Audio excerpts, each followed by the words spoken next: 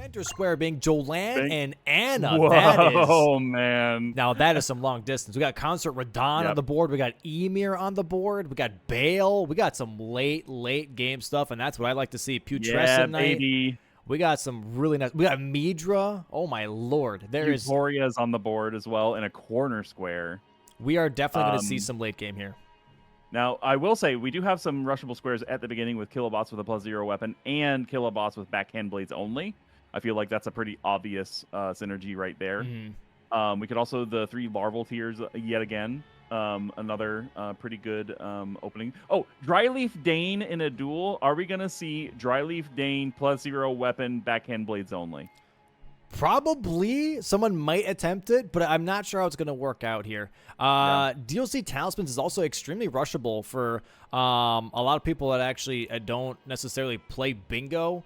There are some really quick talismans to pick up here. You get Blade of Mercy and Scorched Runes. You get the Ailment Talisman in that one village that's near the larval tier that I showed last match. I can show again in the map here in just a moment. That you can get the Ailment Talisman. You can also get the Arcane Talisman in Prospect Town, where the Blood Fiends are. Outer God Talisman. Yeah, so like those are already 3 off the bat in the first starting area, in the first starting region. And then normally the Spelldrake Talisman that is in Castle Ences is only the 4th pick, which is right where the bridge is. So like all 4 talismans are in the first region of the map. So a lot of players do opt to like really rush that if they can.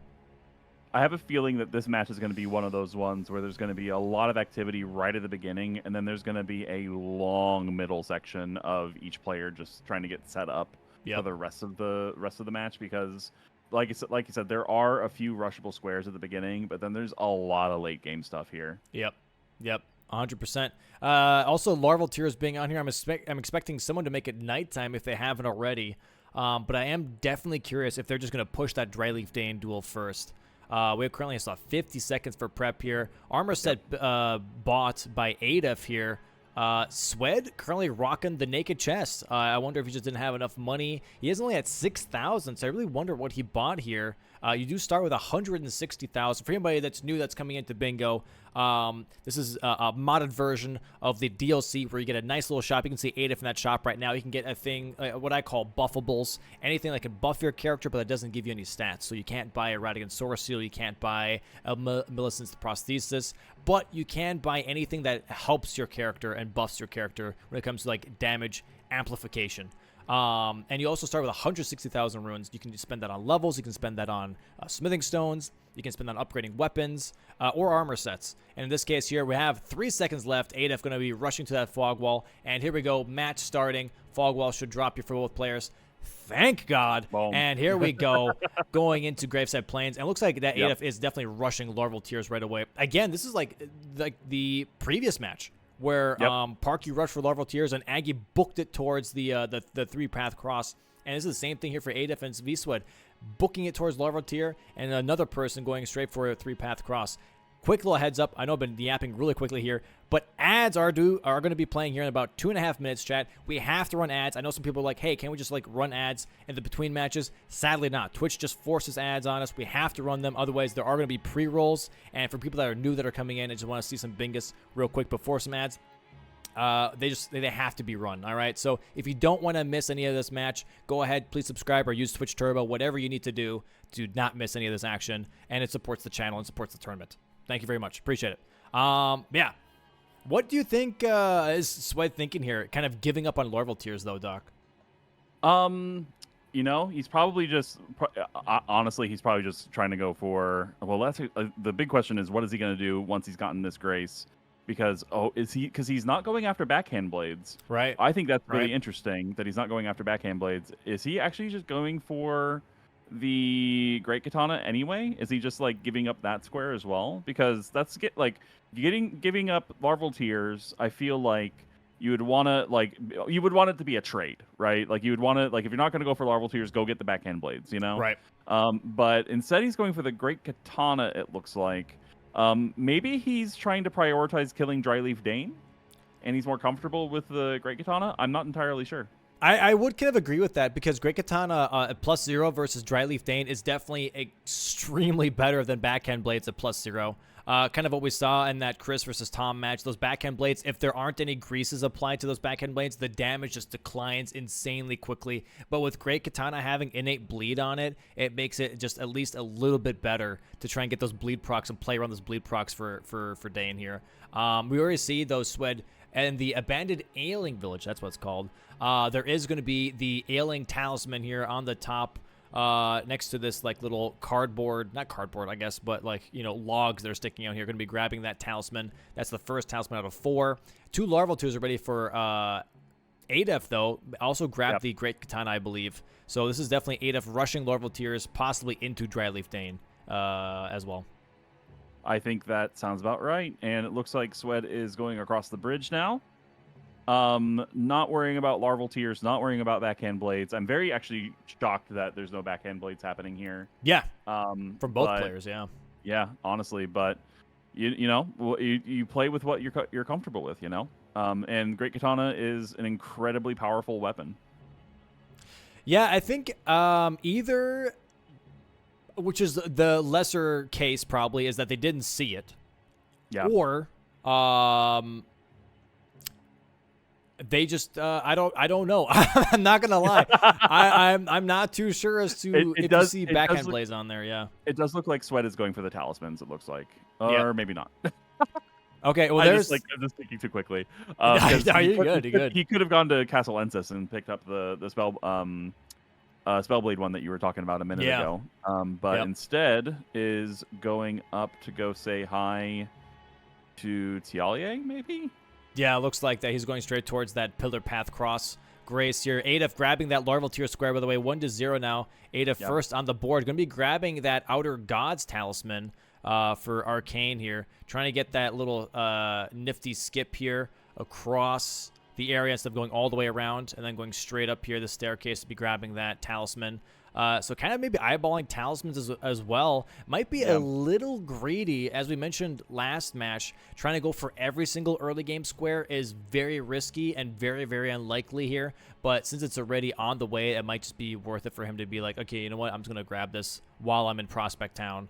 And then starts working his way down here. Not sure what else is down here, though, that he might want to grab. Maybe there's...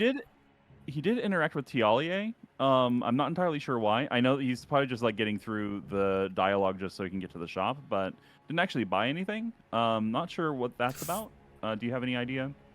I am not too sure either. Let me check. Oh, put Florisax to sleep. So he's probably doing the dialogue here for that concoction that Tialier can make to put Florisax to sleep here. And I think Adef is working his way towards also painting rewards here, grabbing everything that he can on the way. So he grabbed that talisman just in case he can go for 4 talismans, and then also painting rewards on row 5, column 3 here. Going to be grabbing at that painting that's right here for the Serpent Great Shield, I believe is what's called. Yes. Also, isn't there another talisman in this general vicinity, like the Bale talisman?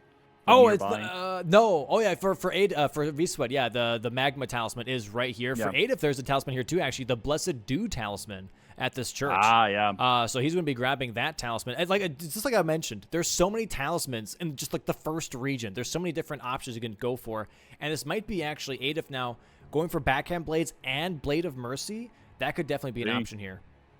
Yeah, it looks like he's just setting up he's like putting a lot of coals in the fire, just trying to get everything sort of set up to, you know, rapid fire get squares.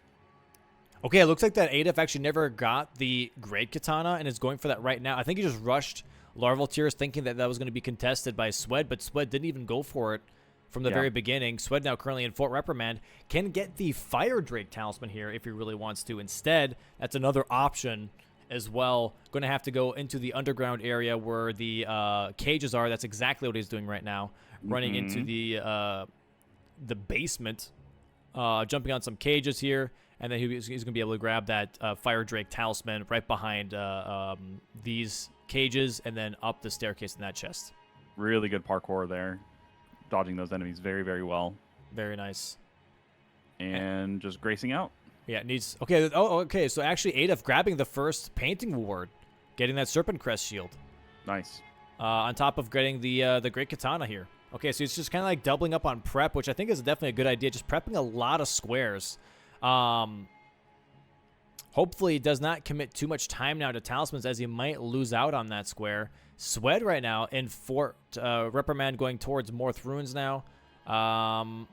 Might be looking at that Dane duel. I'm surprised that like the Dane duel is not really being rushed for being a corner square. Yeah, honestly, that is kind of shocking. Yeah. Kind of, because you're talking about that inner corner, yeah? Right. Yeah. But he is heading to Bonnie Village. Oh, there's another talisman. Is that all 4? That is all 4 for Swed. Yeah, grabbing that Shattered Stone talisman. So Adef here just went ahead and grabbed his 3rd talisman and then jumped into the Abyss, realizing that was a little bit of a snipe here from Swed now. Swed blocking that column 5 that he was kind of developing. Now this might be backhand blades, not from Swed though. I mean from Adef. Going to be going towards the runes here. Definitely grabbing the Grace right before Dane. Probably heading back to go grab the emote that you need to activate that that fight. And also some Skidoo as well. And yeah, Adef is grabbing those backhand blades now. Very interesting. I'm assuming to grab both. Sorry, go ahead. I was interesting to grab both the backhand blades and the Great Katana. It's definitely not a bad idea because you can just kind of like pick and choose now. Which one do you want to +0 for that boss square? Yep. Yeah, because then you're not forced to have to like try to do the extra risky move of trying to get all of those sort of like combo squares. You can just get one or the other. Okay. Yeah, Adef, you're now going across that Elak Great Bridge while Swed is already prepping potentially here for the Black Knight Idrid. Oh no, grabbing the money first downstairs. And then maybe going for Black Knight Idrid as his +0 boss. That could make a lot of sense here.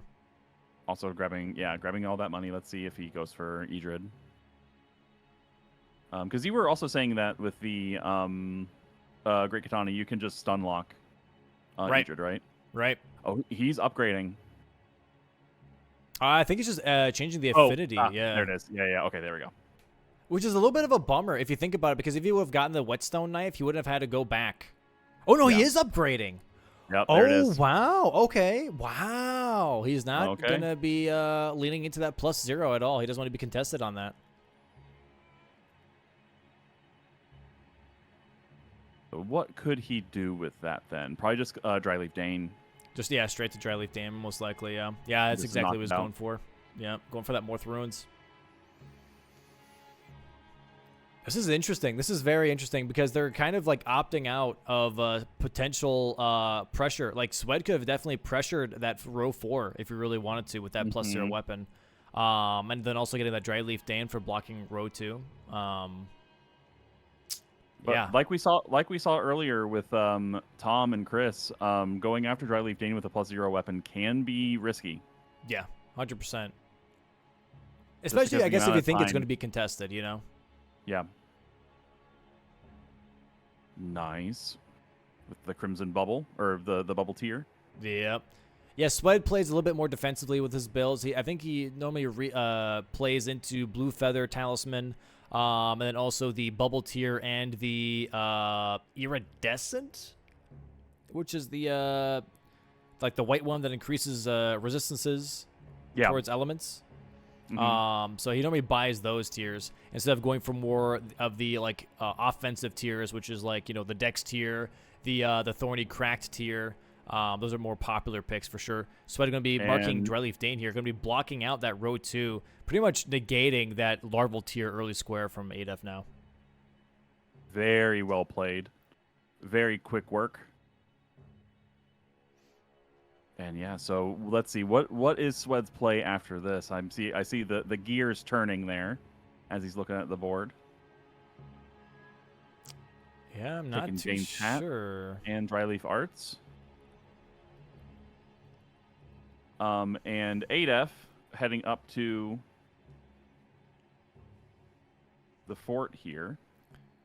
He does know, though, that was with the Great Katana, because Backhand Blades is still on the board here. So, if anything, Adef can be like, okay, I can go for backhand blades only +0 potentially and kind of double up at the very least if I really, really wanted to risk that. And honestly, if you put the black wet blade on the backhand blades here for those bleed procs versus Dane on +0 even, it would still be fine. Yeah, 100%. Going for the money, the same thing that Swed just did a minute ago. Grabbing that Marika rune and those shadow runes. And looks like Swed is going after Queeline. Okay. Oh, never mind. Adolf was intentionally dying. Yeah, to the Omen Killer. Intentionally dying to save some time. Oh, intentionally dying. Okay, cool. Yeah. Some people Memory of Grace. Some people make it nighttime so they can pour it out as soon as they get the money. But then also some people just like intentionally die. It really depends on obviously your current daytime status. Right. Yeah, Queeline here for Swed now. Nice backstab. Okay, so this is actually Swed eyeballing possibly column 2 or maybe row 4 because Queeline here, if you do kill Queeline and then go straight for that Kindred that we saw last match that is hurt, if you kill that Kindred, Moore will spawn now. And there is Moore's armor set. So he's going to go ahead and like pretty much summon Moore to kill him and get his armor set for that square. 100%. And really well done Queeline fight there. And yeah, he is taking out that. Yep, perfect. Quitting out.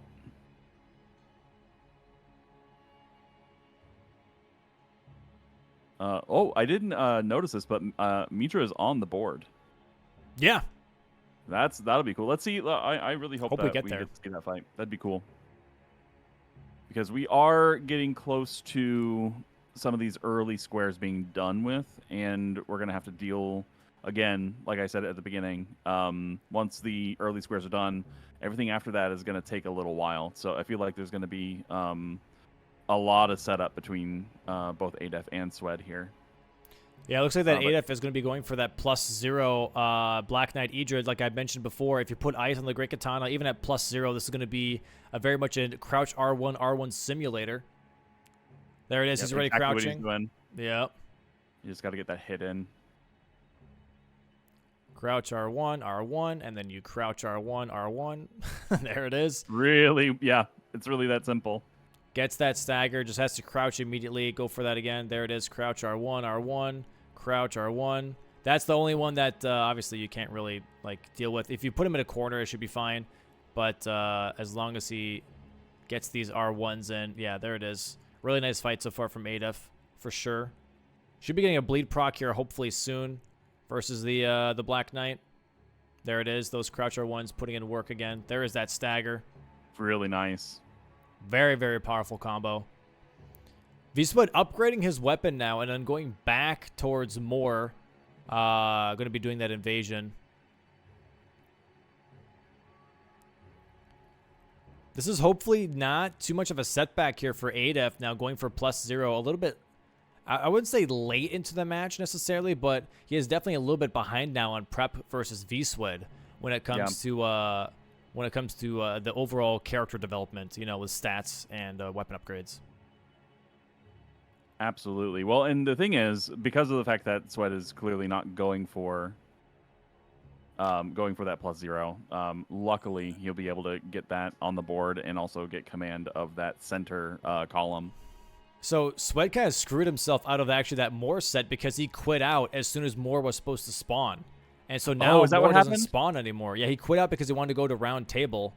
And because of that quit out, Moore doesn't spawn anymore. Oops. So is there a way for him to get him to spawn? He will have to probably kill another Kindred. But that's going to be a little bit of time sink. So now he's going to make his way towards Hippo here instead. What is that Hippo? There is actually kill one boss of each bear, lion, hippo. So yeah, maybe just trying to like get progress towards that. Also getting more progress towards Abyssal Woods here, as we do have Midra and Friends NPC on column 2. And in order to get Abyssal Woods access, you have to go through Shadowkeep. So I think it's just looking at the more the long-term play here. Absolutely. That's actually a really good point. I didn't even think about the fact that if you get rid of the hippo, you can get that shortcut, or that, I guess it's not even a shortcut. It's literally the only way to get to the Abyssal Woods. Yeah. Kind of an extreme bottleneck for that entire section of the game. And here we have that +0, by the way, for Adef now. GG's to him on that Black Knight Idrid. Going to switch Well now done. over straight to the backhand blade. It's going to go kill, I believe, this Omen Killer for that Iris of Occultation. Because this one does drop it. Yep, going to go for hopefully a backstab here. There it is. Should get a Frost Well proc. There's that Frost proc. Huge. Also, jumping R2s, by the way, on the backhand blades, kind of good. Kind of good. Yeah. Not going to lie. Pretty good. Not bad. Pretty good. I got really distracted. The dialogue with Moore is very funny to me, where you just like told Moore, he's like, "Oh, we're just gonna be sad forever." Yeah. Pretty much. So, yeah, him quitting out kind of got rid of that invasion, so he had to go all the way back and just be like, you know what? How about you go cry about it? And then he's going to go pick up his armor set instead. So that's going to be Moore's armor set.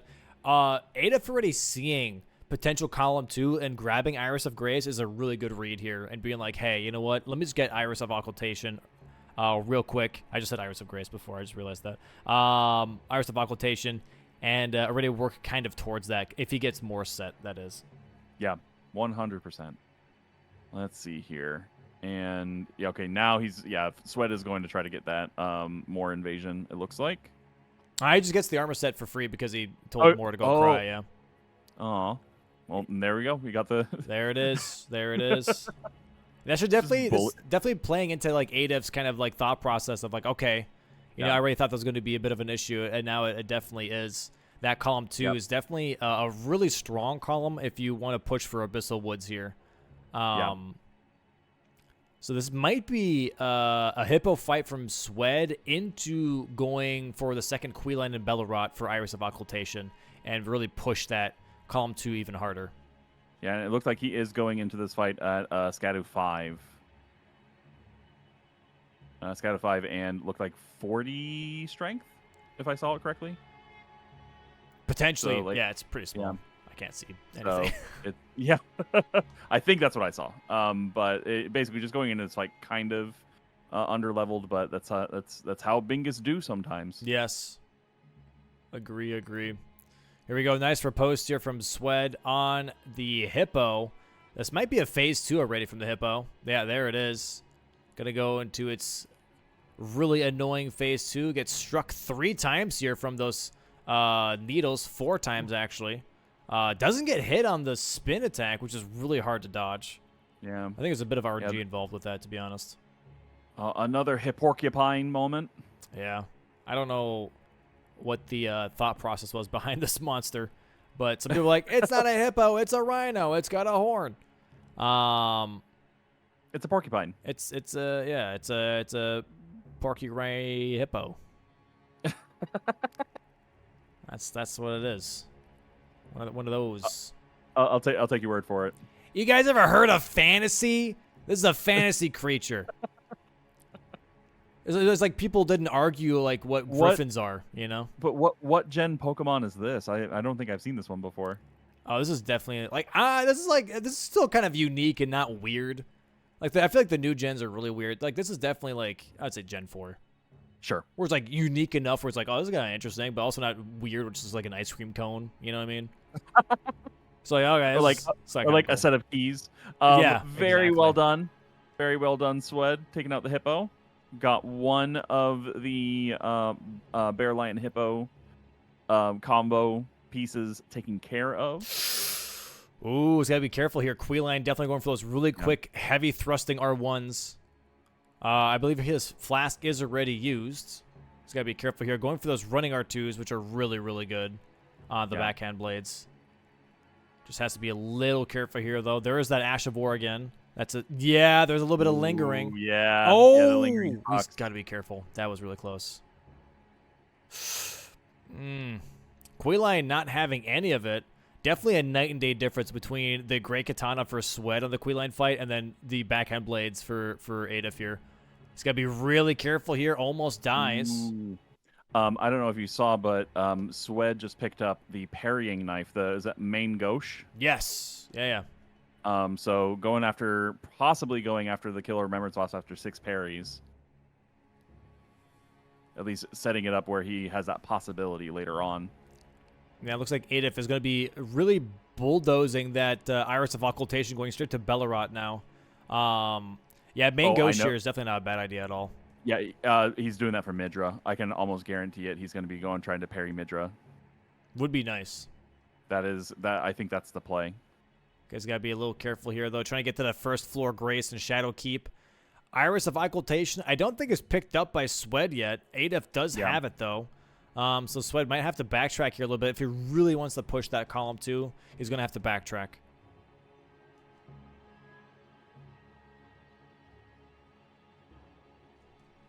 And getting the Grace. And now, is there an Iris of Occultation in nearby? What's the closest one for Swed right now? For Swed, it would still probably be Fort Reprimand with the Omen Killer, because the other one is going to be Churchwater District by the Tree Spirit that spawns on the ground once you drain the water. So he's got, would have to go all the way around in order to get there, and that's just not not worth your time here. Absolutely. And he's heading to Bellarat now. Looks like. Nice little Skidoo fragment pickup here from Adef. Just grabbing that on the way towards Oh Mother, I believe, and Bonneville. Mm-hmm. And yeah, here's Bellarat now from Swed. So they're both kind of pushing that Iris of Occultation. Adef going for a tree skip here into Bonneville. Very nice. I've never heard Bonnie. That's the first time me hearing Bonneville. I love that.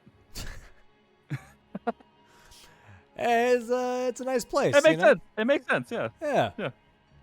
Nice community. Yeah, it's a gated community. They just have a bunch of what are those guys called? Those NPCs that are just walking around. Have the great something. I forget. Oh, I have no idea. With the sacred butchering knife. Oh, right. Yeah. There's like 3 of them just like walking about. Oh, the potentates. Yeah, greater potentates. Yeah, there you go. Yeah, Bellarat here from Swed. This is going to be really, really, really interesting, because if Adef does lose out on Iris of Occultation, this could be a big issue. But Adef already bulldozing Iris of Occultation. Swed does not have any Churchwater District progress, which we just talked about, because he actually does have to have that in order to get into the prayer room that Queeline is in. And for anybody that is curious, we can always bring up the handy-dandy map. It is map time, chat. Map is back, and here we go. Let's go check it out real quick.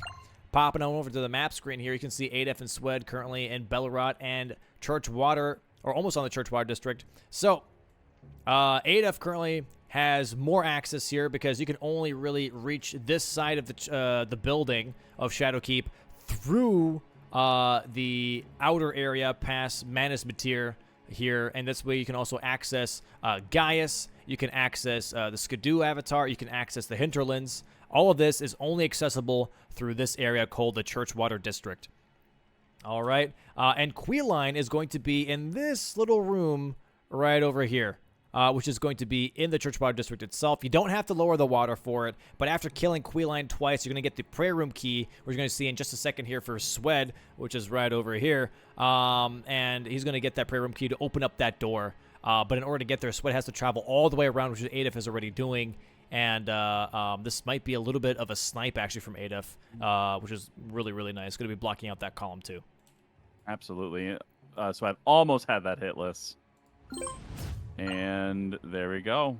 Finishing off with the overhead stance. There's that Ichimonji style. Dude, the overhead stance is actually really, really solid if you do the R2 it's awesome. version. Yeah, it's really, really good. All right, and now he's quitting out. All righty. Yeah, did Adef already take care of both of the Queeline invasions? No, I think he's got Bellarat, but he hasn't actually done the second Queeline invasion yet. Okay. So he has map progression, but he's behind on the quest progression. Gotcha. Yeah. So it'll be interesting to see which one ends up being faster. And yeah, now Swed is going after the Iris of Occultation. Yep. Definitely a great play from Adef, though, recognizing that column 2 like as soon as possible, because he already went for that Iris of Occultation before Morset was even marked. So him getting that read, I think before Morset, definitely get him like a huge advantage for sure. And there we go. Got that Iris, and back to Morth Ruins, and now he's going to have to go through that whole section Okay, this is through Bonneville. interesting. So Adif, you don't have to lower the water for the prayer room, but Adif is not going to be pushing Queeline hard enough. He's currently going to be lowering the water first, maybe, and then going back to do Queeline. Possibly. That might cost him if he... Okay. I don't know if He's getting Scadu fragments. Yeah. I don't know how I feel about that. It's making me a little nervous. Yeah, it looks like he's actually just going into the specimen storehouse. Not entirely sure why. Probably for like later progression, just in case he misses out on the Queeline prayer room. Honestly, this is probably the faster grace to get back to the Queeline prayer room. So he's probably grabbing this and then he'll need to go and take out the other Queeline invasion. Yeah, I don't know. This is definitely now getting a little tight here. This might be actually starting to move a bit into V-Sweat's favor. Yeah. The closer he gets to Churchwater District, the more it's going to be Sweat Square compared to Adif. So maybe he's grabbing this Grace and then porting back to Bellerot for that Iris of Grace. No, he's going to continue. Oh, this is maybe a bad call. Yeah. This is maybe a really bad call here. Yeah, I'm not entirely sure what he's thinking here. Okay, he's going to Graveside Plains now. Okay, back to the beginning. Yeah, this is not looking good. This is really not looking that good. This will be a good question for later. So he's just grabbing some talismans and then selling. Ritual Sword and Ritual Shield talismans going to be acquired here. Going to Bellerot. Go to Bellerot. He's not going to Bellerot. He's going back to Storehouse. No. Yeah, this is definitely going to be... Okay, Swed now going to be grabbing Iris of Occultation. This is a bit of a time sink for sure on Adif's part now. Going to be losing out on that square and that block. Maybe he's already just like... Okay, maybe he thinks he's already going to lose out on the Iris of Occultation. It's like, you know what? Let me just go straight for Abyssal Woods right now instead. Possible. It is possible. Definitely very interesting. Yeah, because he's going to have... Like, if he wants to go to Abyssal Woods and maybe take out the Frenzy NPC first, there's a lot he's going to have to do before he can even get there. Like, he's got to go through this secret passage. He's going to have to make his way all the way down to the Darklight Catacombs, and he's going to have to beat Jory, and then he can have a chance at beating the Frenzy NPC. So it is a bit of a time sink. But I think the idea is that he's like, well, Sweat is already probably going for the Iris of Occultation because it's the faster thing to do right now. Also grabbing the painting while he's here. Right. Which makes sense just because he's already got one painting on the board. He's just thinking, all right, let me just go ahead while he's getting that Iris of Occultation. Let me go ahead and just like preemptively get down to the Abyssal Woods and make that block. Because that puts a damper in Swed's plan here because it does take forever to get to Midra. Yep. And all Adif has to do is block that square to make Midra kind of a pointless square, at least at the present moment. It could also be a thing of like he sees maybe a line that he wants to prioritize anyways with maybe the Frenzy NPC in like row 5 because he already has one of the painting rewards. And he's like, okay, let me go for that Frenzy NPC. I have backhand blades. I could do a Death Knight on top of that. And then I have a huge push into Euphoria as that corner square. That could definitely be an option here too. Euphoria also takes forever though because you have to beat Ramana, right? Well, you have to do Mesmer and Romina, and then you have to burn the Sealing Tree to even get access to it. Mm-hmm. And, of course, Swed the spamming, trying to get through that dialogue as quickly as possible. And he's given the Iris and got the square, and he's good. There it is, that column 2. Yep. And now he's going to be making his way down to the Abyssal Woods. Adif definitely not looking that worried, obviously, because he's already on the way to blocking it. Yeah. Just as long as he doesn't get sniped by the Pogmouth imp that's in the Dark Light Catacomb. Yeah. Nah, it should be fine. It should be fine. I do think it would have had enough time to definitely get that Queen Iris of Occultation block, but just to be safe, I think going for the longer distance block here might have been the better play. Also, this play does work into the more of the late game anyways, and gives you a bit more map progression. So, I mean, there isn't that much in Abyssal Woods here besides the Frenzy NPC and Midra, but it's...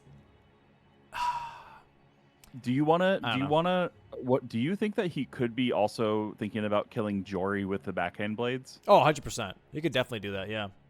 So that does set up that bottom row really, really well for him if he gets that Frenzy NPC first. Yep.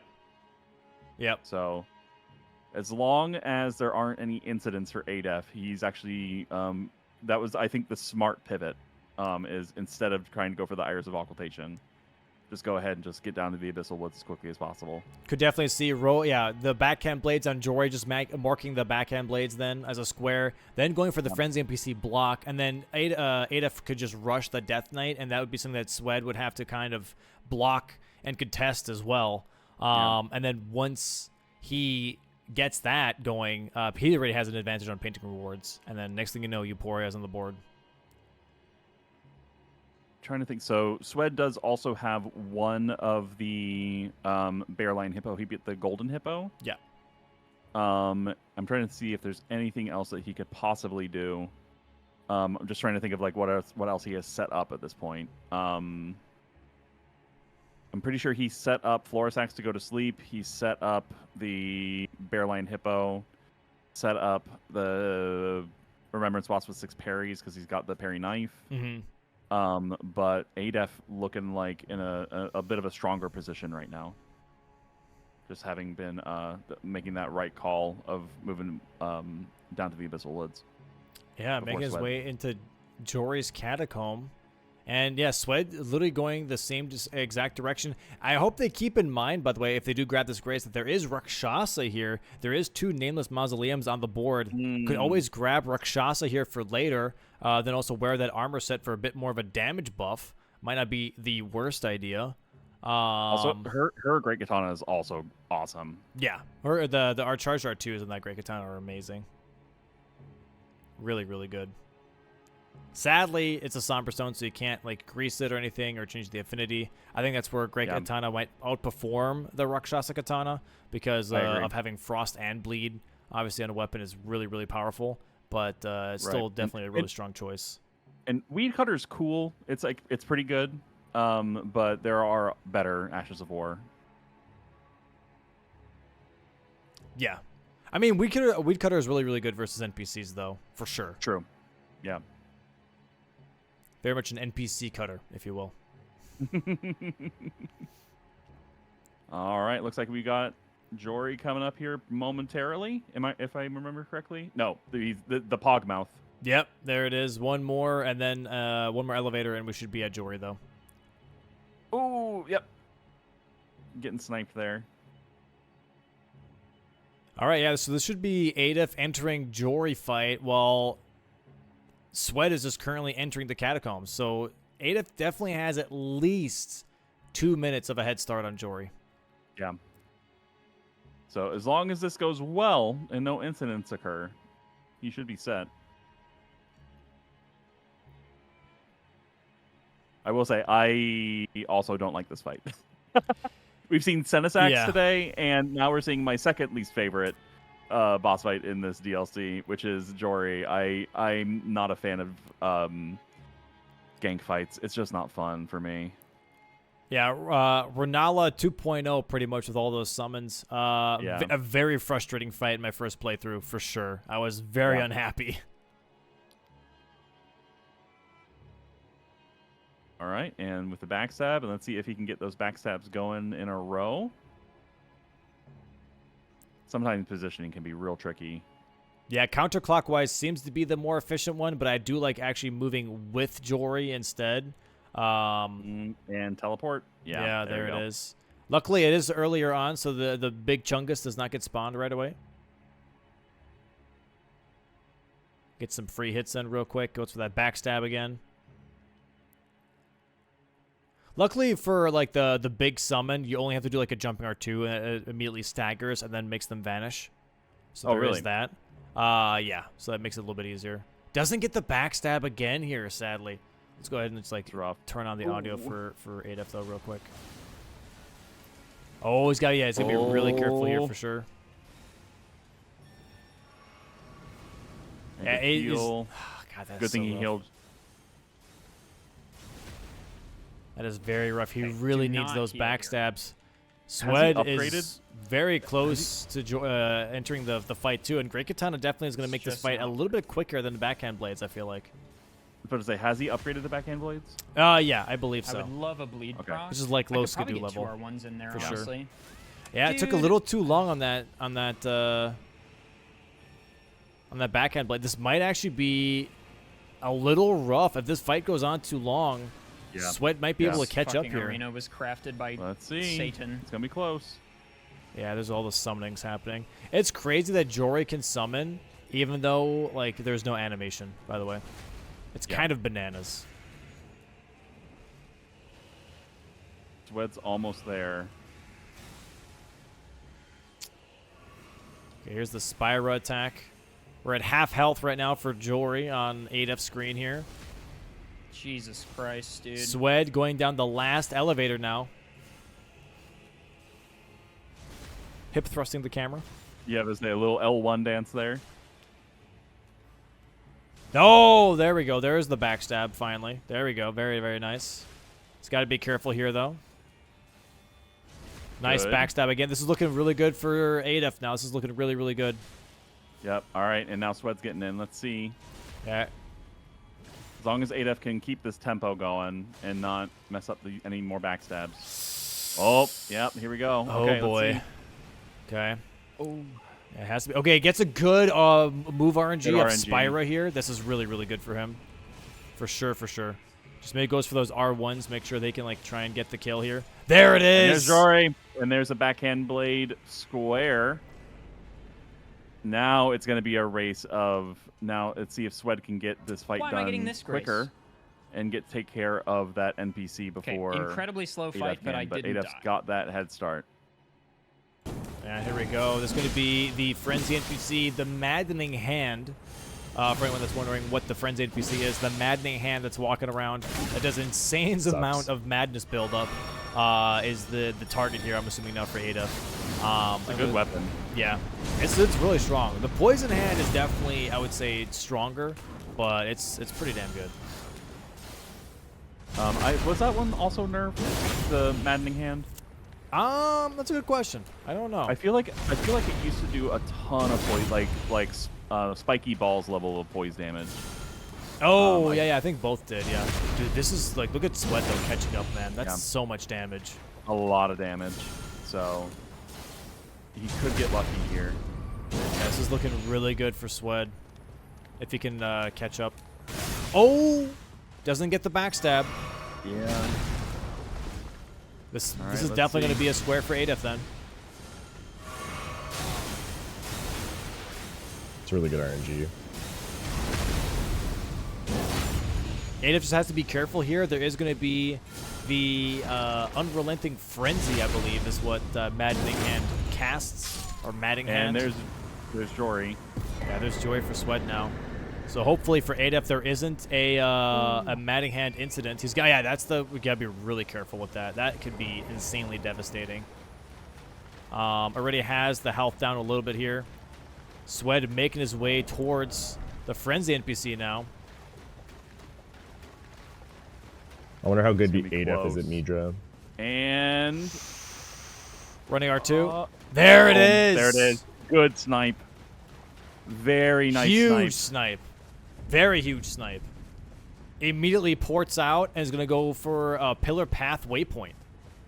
Yeah, now Swed's He got gonna the have Frenzy to NPC. think about Good what for to him, do man. now. Yeah, Huge column 2 block. All right, Yeah. so now we immediately go kill the Death Knight. So, let's see. Where is the closest Death Knight for ADEF then? I'm not sure, but he's not going for it from the looks of it. It looks like he's going for what seems to be Ancient Dragon Man instead, not like really bulldozing that row 5. He will need to Ancient Dragonman to get the second painting reward because he did pick up the painting Right. that's in that shortcut area. Right. And that one you pick up on the Jagged Peak. But I feel like Death Knight is way more important here, is the thing. Yeah, we'll see. I got like something in my eye. Oh man. There we go. Alrighty. It will be interesting though because if he wants that bottom row as a bingo, if Adef wants that bottom row, he's got a lot of work to do for taking out Mesmer and Romina. Yeah, there's that Death Knight now from V-Swed. Gonna be trying blocking that that row 5. This will also then slowly promote actually the diagonal, bottom left to top right. Yeah. I'm trying to remember what for Yolan and Anna summon, you have to basically do a lot. You have to do like the whole quest line, the whole thing. Yeah, so it's like you'll have to kill Count Emir. You have to go through all the Finger Ruins and beat Matir. Yep. It's a lot. Yep. And then you have to have an Iris of Grace, give that to Jalan, then you got to go to Hinterlands, and then go into the tower, and then merge the summon with Anna. That's a lot. And what a center square, by the way. Yeah, insane. Insane center square for sure. Backhand blades here on Ancient Dragon Man for Adef. I could see Adef possibly killing Bale and summoning Egon. Possibly. And promoting a little bit more of Column 4. But at the very least, put Floris Axe to sleep as well. Yeah. Yeah, I could see that being like an alternative play. Just opening up Jagged Peak in general, though, I think is a good idea, considering he does have that painting reward that he needs to grab. Yeah.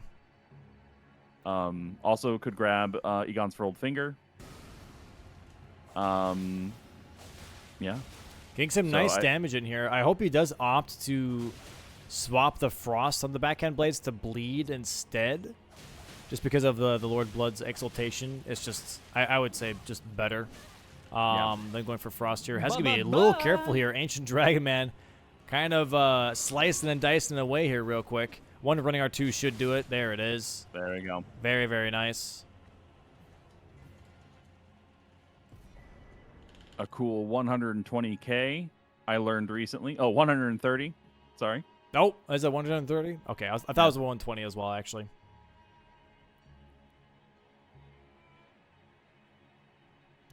Almost 45 minutes into the match right now. This board is way emptier than the previous matches.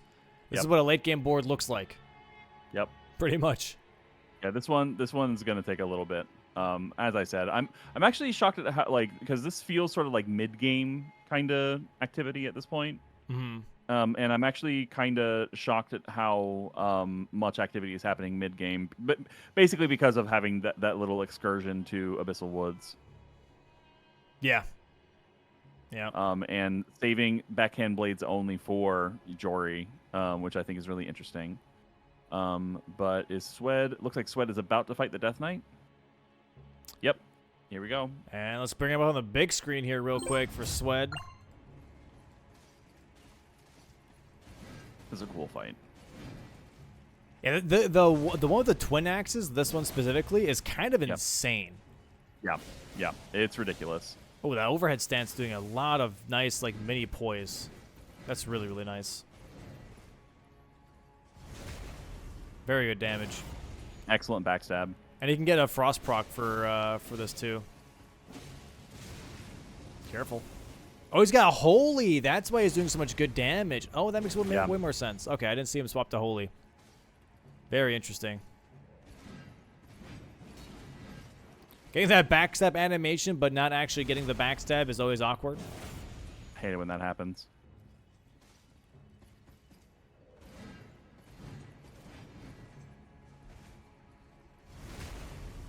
Nice. Nice roll in for the backstab. Backstabs back to back. While Death Knight is getting smacked in the face. Adef making his way up the Jagged Peak. Whoa! Gotta be a little careful there. Yeah, those lightning attacks. Yeah, that move always gets me. The spin to win move is devastating. Cool as hell, though.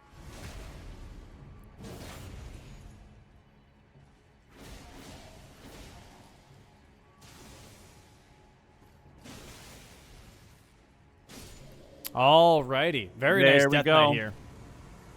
Death Knight taken care of. A nice block there on that bottom row. But still, we do still have Adef possibly going after that painting reward and setting himself up for that third column. Mm-hmm. That said, I don't think he's grabbed anything that he can parry with at this point. Swed or Adef? I don't think Adef has grabbed the Mangosh yet.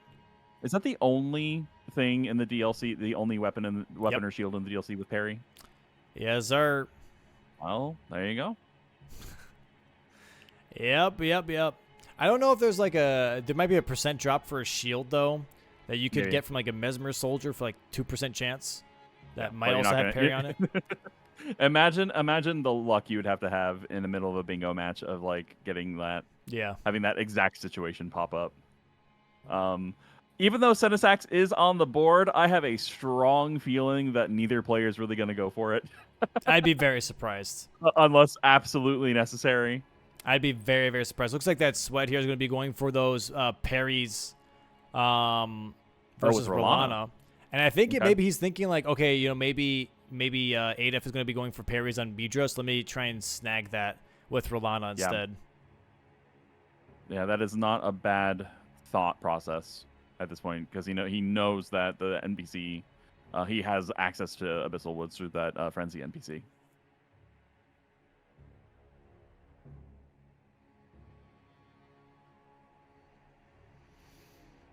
All right, I'm making his way towards that second painting now. Could still activate column 3, I guess, in this case. However, the problem is going to be that he's going to get blocked for the parries. Yep.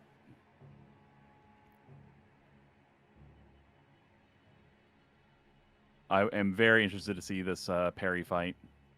Has he gotten any yet, Swed? I don't think so. I don't think so. There's one. One, yeah. 2.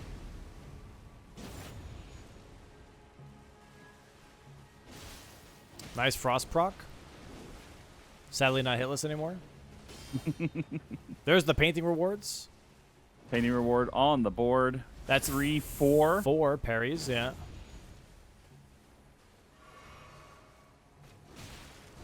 That one's... You can parry that one, but it's so fast. Ooh, be careful. 5, and... Could parry that if you really wanted to.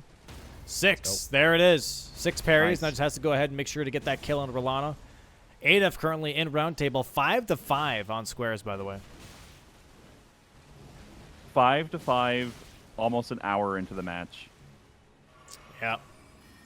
I do think, however, this board is going to start like getting marked way quicker now. The more damage and levels they're getting onto their characters, it's going to go quicker and quicker over time. Also, a lot of the map progression that they've been doing, especially with Abyssal Woods, is out of the way now.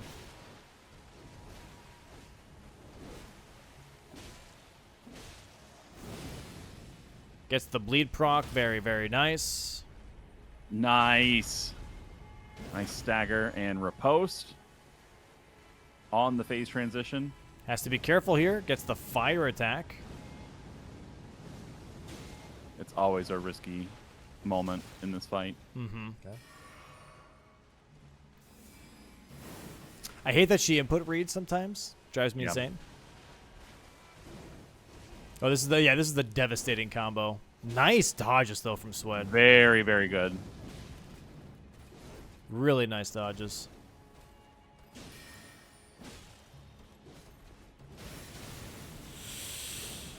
Okay. Scary. She just keeps on going sometimes, man. It's I know. crazy. It's one of those situations. It reminds me a bit of, weirdly enough, considering a very different kind of boss, but it reminds me of like Beast Clergyman in the base game, where it's like it's sort of like module combos, where it's like combos can turn into other combos without a break. Yeah. Ooh, nice proc there. Gets a huge frost proc. Adef currently working on Jagged Peak Drake right now for that Egon's Full Finger. There it is. Rolana with parries. Nice. For Swed, though. Very well done, Swed. Very, very nice. And now Adef with his dragon fight. Gonna be going for Egon's Finger here. Yeah, and that will block Swed's setup for a diagonal. Yep. And also start to promote that column 4. I can't fucking see, dude. Definitely a very, very great match between these two. This is exactly what I was hoping for. Absolutely. This is really, really well played by both of them, honestly. Going to be getting some jumping R2s on this Jagged Peak Drake. Gets the stagger. Gets the riposte here. Very, very nice. Should be getting a bleed proc here soon.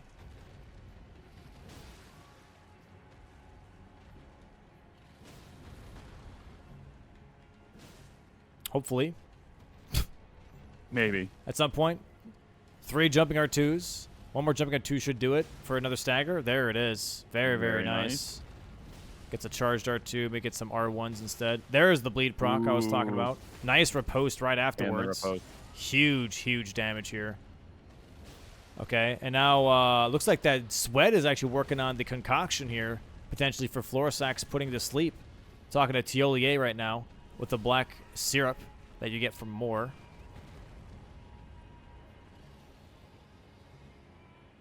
Saying that Swed is working on the concoction sounds very ominous to me for some reason. It could be a little monkey dubs, you know what I mean? Yeah. There we go, though. Nice GG's from Adef. Very nice dragon fight. Gonna go and grab that Egon's Furled Finger right away. Yep, and get that corner square. And I don't think Ancient Dragon Man is dead yet for Swed, so this might actually be a huge if Adef can play into the Florisax sleep after the finger. This might be a huge play for Adef now. The question is, has Adef picked up the concoction? Again, that just sounds really ominous. Yeah, I don't think so. He has the graces, though. I know that. He definitely has the graces. So it's going to be interesting to see if he plays into that right away. That is for sure. Let's see. And there's the square. There's the finger. And here we go. He's going straight through Pillar Path Cross. He's going to be going for that Florisax put to sleep. And yeah, Swed going through Ancient Dragon Man Cave now. Very, very nice play here. So this is telling him now, hey, I'm already past Ancient Dragon Man. I already have the Furled Finger. I might go towards Florisax put to sleep now. Which means you might have to do Bale summoning Egon. Oh, we'll get a chance for some Curse You Bales in chat, possibly. Ooh, this is going to be interesting. Does Adef still get Florisax? You know what would be really interesting? Really interesting? Is Adef goes for Florisax, but then pushes row 1. Goes back to Abyssal Woods, kills Midra, and then upgrades that Remembrance Weapon from Midra to max and Demi-Human. And then takes out Mariga. Yeah, that would be real. That would be an awesome play. It'd be a huge switch up. Yeah. Because he's already set up for that Midra fight. And we'd get that Midra fight that you were asking for. Yeah, I really, really hope so. I really, really hope so. Yeah, this is already Adef catching up here, already having the concoction now, making his way towards Florisax. No, it doesn't have it yet. Never mind. There is the backstab here, though, from V-Sweat versus Ancient Dragon Man. Gets attacked here again. He's got to be a little careful. Ancient Dragon Man pulling some quick moves.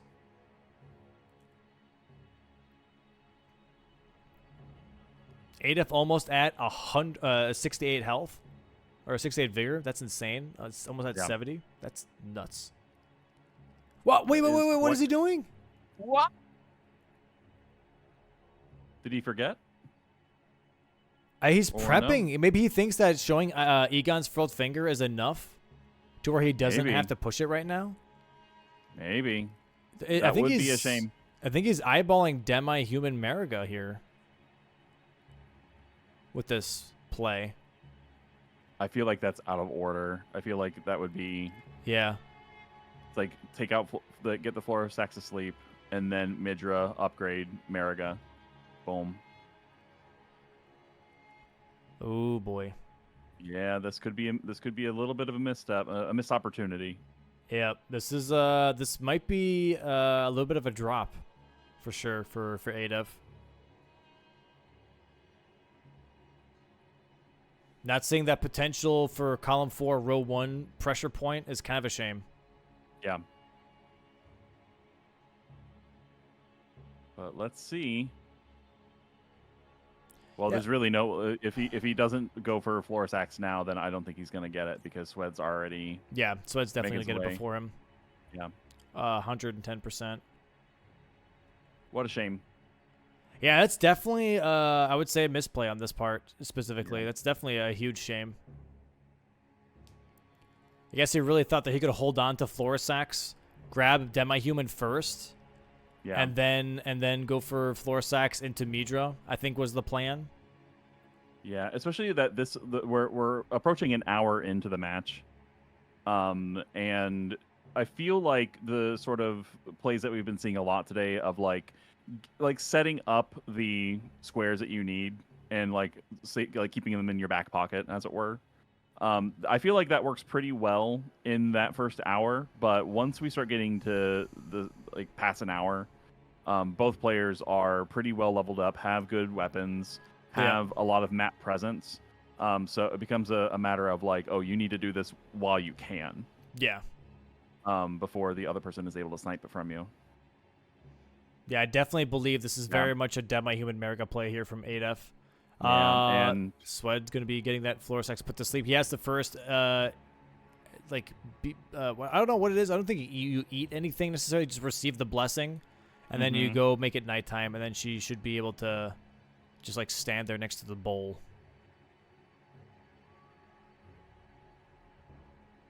take some NyQuil. Yeah. That's what the concoction is. It's just NyQuil. Very, very strong NyQuil.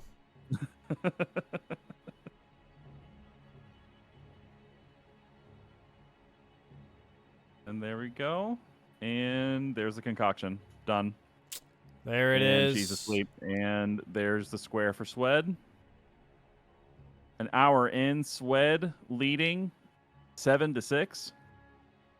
Demi-Human Mariga is a good pickup here in the sense of, like, I get to block the last couple of lines from Swed besides row 3. Yes. But that also would force Swed to have to kill Senesax. Yep. Well, I mean, I also column 1, though, as an option. But, yeah, there's a lot of killing on that one. Concert Radon, Demi-Human, Ymir. But it looks like that actually Swed is going for Demi-Human now, which Adef has a little bit of an advantage on. Yeah. Kind of an interesting fight. Again, kind of like we were talking about last match with the Deathrite Bird and how, you know, a lot of the sort of base game bosses showing up in the DLC, the sort of twist that FromSoft made with them is basically like putting the bosses in situations where they're surrounded by normal enemies. Yeah. And basically the challenge is how do you deal with the mobs around the boss?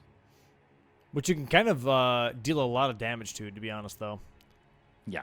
Well, and yeah, this fight isn't really... I don't remember this fight being that tricky. No, not at all. Demi-Human Mariga is very squishy, for sure. Yes. It's more just getting there is kind of a pain. Yeah, but Adef is already almost here. V-Swed pulling off a nice little skip here, making his way through the Cerulean coast towards Demi-Human himself. This might be, this is definitely turning into a majority match for sure. Currently an hour and 2 minutes into the match, 6-7. Currently 1 square lead for V-Swed. Going to be turning into a 7-7 here in just a bit once Adef gets this Demi-Human Mariga square. Really nice damage too. Yeah, there's that stagger. He can just go straight for Okay, goes for the repose. He could have just gone straight for a bunch of R1s. Golly, Yeah. that's a lot of damage, though. Amazing damage. There it is. Jump, and there it is. America off the board. Goes ahead and marks that. There it is. Diagonal and column 1 block. And now, what is the plan? Swed notices. Well, Swed, yeah, he just noticed. Nodding. Well, he is set up to possibly go after the Putrescent Knight. I don't remember what all you have to do to unlock that area. I know it's like blocked off initially. What do you have to do? What do you have to do to unlock the sort of mini dungeon before Putrescent Knight? Crazy. So my apologies, chat. If it's going back in now, my apologies. My whole OBS just Alt F4'd itself, and then the Restreamio stream key reset itself as well. So I had to reset everything. My sincerest apologies for all the technical difficulties there. I'm gonna catch you guys up here real quick. If you did not see the last couple of moments on the player streams themselves, Mausoleums was just sniped from V-Swed. They both went for Dancer, and then Adef went for upgrading at the Kale shop, while V-Swed went straight towards Knight of the Solitary Jail and got the Mausoleums before Adef did. My apologies for all of that. I'm so sorry. It should be back now in about in a minute. And thank you all very, very much for hanging on. I appreciate y'all sticking around. We will finish up this match. It's still very, very exciting. And we're gonna push through just as these players are pushing through a very difficult match. Looks like Adef is setting up the Emir quest, getting to the Cathedral of Manus Matir.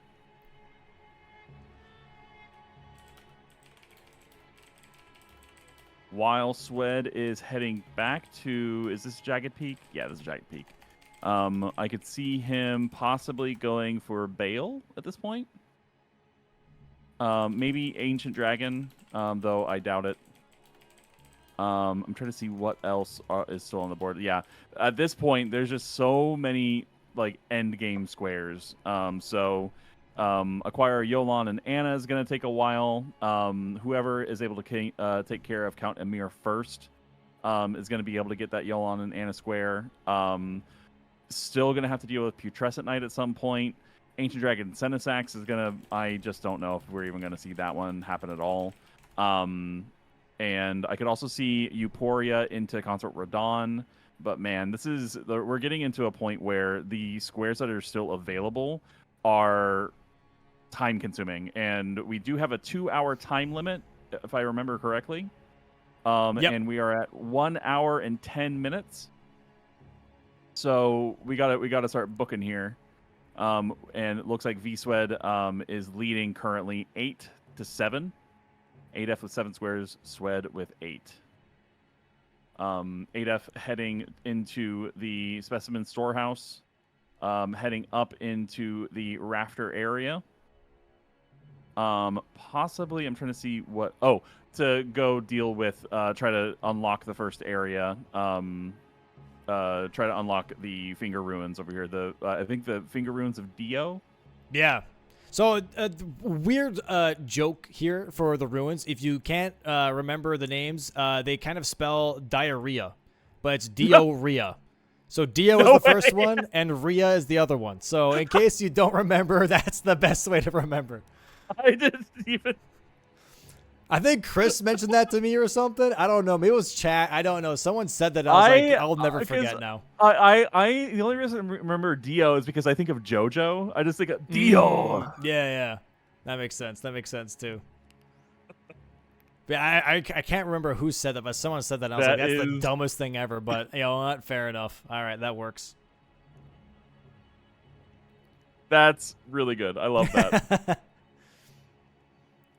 It looks like that Swed's actually working his way towards Senesax / Bale now. Whereas Adef is working towards what could be the Finger Ruins, which I think is a better play. The Finger Ruins are a better play here, going for Emir and Jolan and Anna, because there's more connected to it. Going for Bale is a bit of a dead end. There is Senesax Bale, which is another 2 squares, but those fights are a little tough and definitely take a long time. I think, if anything, honestly, going for Midra and then upgrading that weapon to max might be a better call. Or even Honestly. Putrescent Knight. Yeah.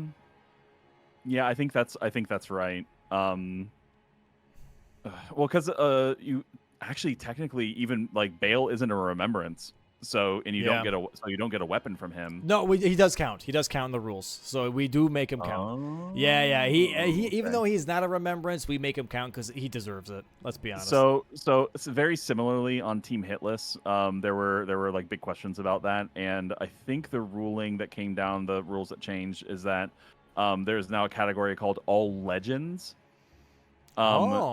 And that includes Bale this time. Gotcha. So because every remembrance is a legend, technically, and Bale is also a legend. So And we definitely Also- know from Riot Games that, legends never die. And Bale is definitely one of those. honestly, the category All Legends is kind of badass. Let's be real. Yeah. It is sounds a pretty cool. cool name. Yeah, it's a pretty sick name. I agree. All right. Also, Domo, do you play Zelda games at all? I've dabbled. I'm You've I'm dabbled? not super well versed in like all of them, but Did you happen to play Twilight Princess? No, I want to though. It looks really cool. Okay. There's a boss in kind of early on in Twilight Princess that Commander Gaius looks exactly like. Oh, okay. Yeah, if you're I don't know if you've like ever played Smash Brothers even.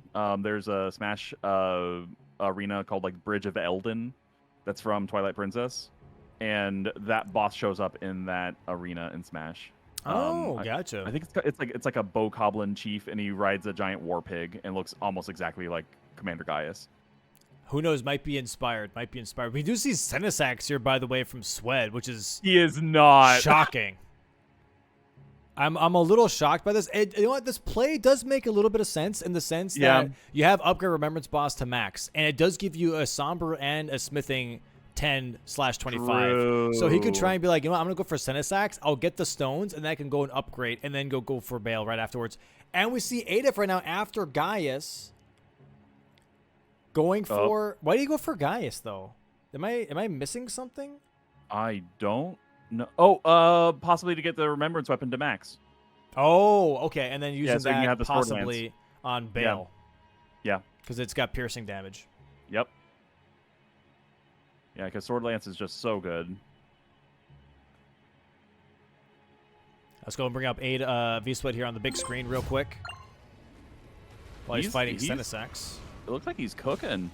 He does no damage. Yes, he does no. That is negative damage right there. But he is getting those dodges really well. Yeah. No, I agree, but that damage is rough. I don't know what the hell happened, but that is not Dragon Katana damage. That's what that means. Definitely not. Yeah. Well, and Dragon Katana does do extra damage to dragons. Yeah. To be fair, so that's why when we saw Parky and Aggie using it, it was doing at least a decent amount of damage. That overhead stance seemed to do a fair bit of work. Yeah. Just gotta be careful here. Yeah. And it looks like Adef is going to turn in that Remembrance now. Pick up Sword Lance. Yep. Does he have a Smithing 25? I don't think he does he? I don't know. I have no idea.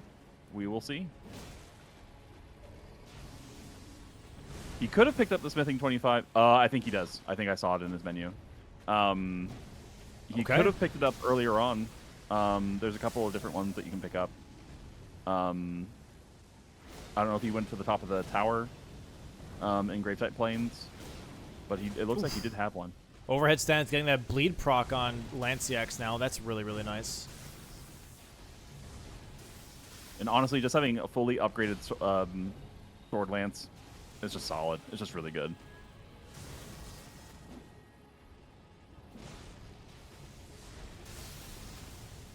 Should be marking that hopefully here very soon. I feel like Senesax might be a little bit of a misplay here from Swed. There it is. Yeah. Adef marking Remembrance Weapon to max. That is 8-8 right now. Swed currently still in this Lancex fight. Does get hit by that stomp a ton attack. of damage. It's so strong. It is so strong, man. It's kind of gross. Yeah, at least having the situational awareness of like knowing when those lightning slams are going to happen and knowing the exact dodging pattern to kind of work through it without having to turn the camera. Sweat still on the Senesax fight, while Adef now working his way towards the other finger ruin. There it is, the frost proc now on Senesax. Adef, you're making, I feel like, a better call working towards O Mother / Emir / Mother of Fingers / Jolan and Anna. Very nice jumping dodge there. / Bingus. Bingus bongus. We gotta be careful here, though. He's running out of heals, I'm pretty sure. Yeah. Hard to tell those because he lightning keeps it on the strikes. context menu.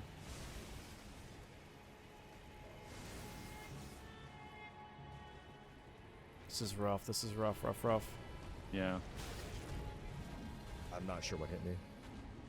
Oh, more lightning attacks.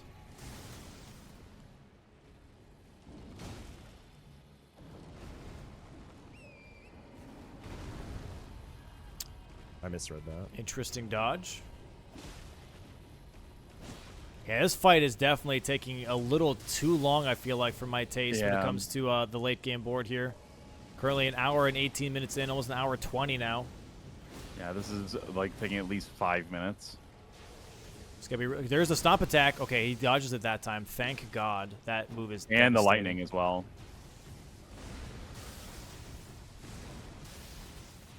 Very, very nice. Nice. Clinical. And she just keeps. Dude, you see how obnoxious that is? Yeah, There's like no it's a- time to really punish. I hate this fight. It's so dumb. It's Like he so just has to annoying. keep rolling. Yep. That There's nothing is you can so do. crazy. A lot of stalling here. That is what a time sink. Oh, the fire. Ooh, very nicely done. Oh, that was a little Oh scary. 'cause it wow, the ooh, fire well, bounce though. I spoke too soon. Yeah, the it looked like Torrent got caught on a rock there right as he was trying to summon. But keeping his cool, getting that dodge pattern down. Oh, lightning strikes again. He's got to be careful here. What a silly fight. Really nice dodges though from V-Swed. The whiff. Careful.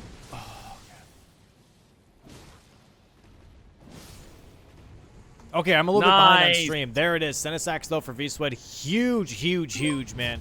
I gotta refresh the stream real quick. For me, I was a little bit behind. But definitely huge move from V-Swed there. Very huge. Yeah. He's technically still has an option for bingo. Yeah, if he really wanted to. I mean, he's kind of pulling Yeah. it off. Let me refresh this. Oh real yeah, quick. he's going for Golden Lion, I think. Or There we Golden go. Lion. Dancing Lion.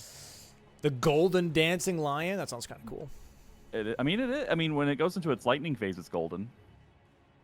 Yeah, it's a really crappy freaking phase.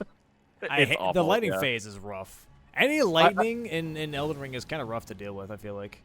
I feel like so you know how like with the Ghost Flame or not Ghost Flame, with the Deathrite birds when they do their big Ghost Flame attack, the one that you have to run south on.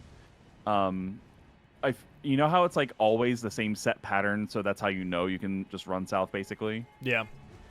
I feel like there's something similar with the lightning on the lightning attacks that happen during that phase. Oh, for Where it Senesax? is- No, for for Dancing Lion. Yeah.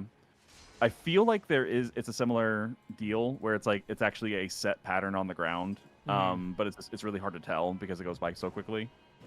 It's almost like one of those situations where you kind of wish you could do one of those like sort of boundary break camera things to like kind of go and like look like top down and just see what the pattern is so you can have a better idea of how it's supposed to work. Because it's really hard to see what the pattern is just from, the third person perspective that the game gives you. Right, right. This is actually maybe a good call here, though, from Adef. Makes his way towards Putrescent Knight. Yeah. Trying to block that last bingo line that we were talking about, that row 3. while V-Sweat's working on the Bear, Lion, Hippo square. He already killed Hippo, just has to kill Red Bear after Dancing Lion. And Red Bear will go quick at this point. Yep.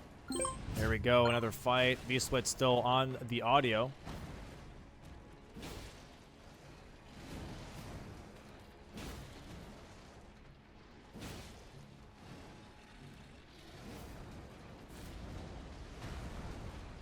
This fight is actually, I remember getting here as my first Remembrance boss, and entering and immediately dying, and just being like, okay, Oh, all right, yep, yeah, because this was the first boss that I found in my playthrough, and I was actually so shocked when you know, like that first week or two.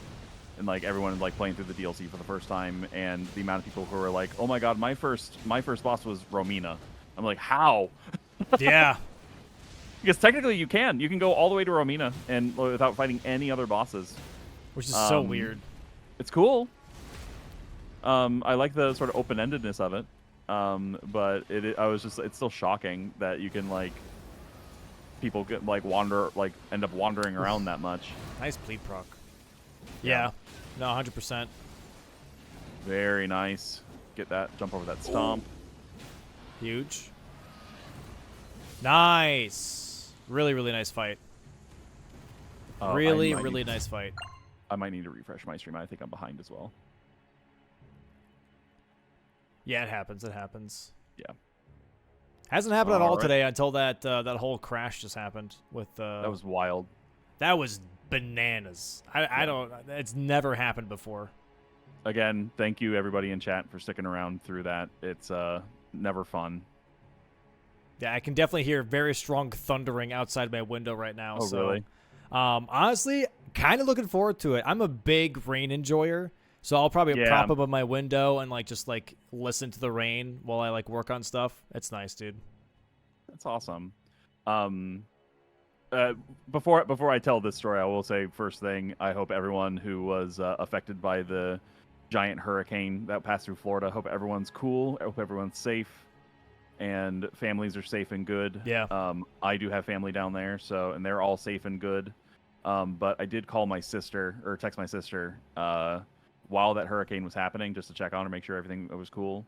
And I was like, "So is it all okay?" And her only response was, "It's windy as shit." Yeah, I have a buddy who lives in Florida too, and he was the most Floridian answer possible. Yeah, it's crazy how they're kind of just used to it from some of their responses, and I'm like, that okay. Well, as long as you're good, Yeah, that's all that really matters. That is pretty nuts, though, for sure. Swed taking out Ralva, the Great Red Bear. Should make short work of her. Okay, this is interesting. So Adef grabbed the Putrescent Knight Grace, but is actually going back into the Finger Runes now.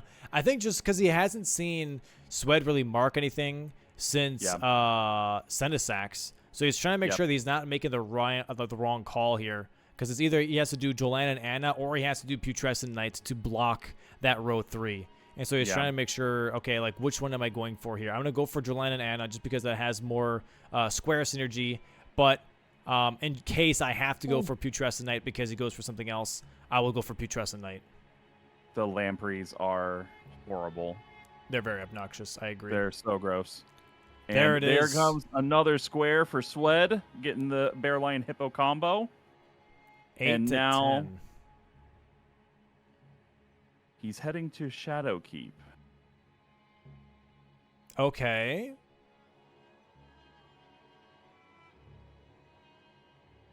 A skip. Interesting. Is he going towards Mesmer Robina for Consort Radon, or what is he? I don't know. I'm looking because we've got Midra, we've got the Jolan Anna summon, Radon, Putrescent Knight, Emir, Bale, and Euphoria. So I feel like he might be trying to set up endgame stuff, but we've only got 33 minutes remaining in the match. Yeah, he might set up here Mesmer Romina, because of Consort Radon Euphoria, because you can mark Euphoria and showcase that he's got E-near limb access. Yeah. Very interesting, though. I don't know if this is the right play. Careful. Some sketchy parkour there. It's very, you can easily screw that up for sure. I almost screwed that up the other day. Okay, I gotta watch this jump because I tried doing this the other day and I screwed up where to go. Nice. Okay, you go here. Yeah, then I got here and then I got lost. I was like, ah, crap. I was trying to do the cool skip and I missed out.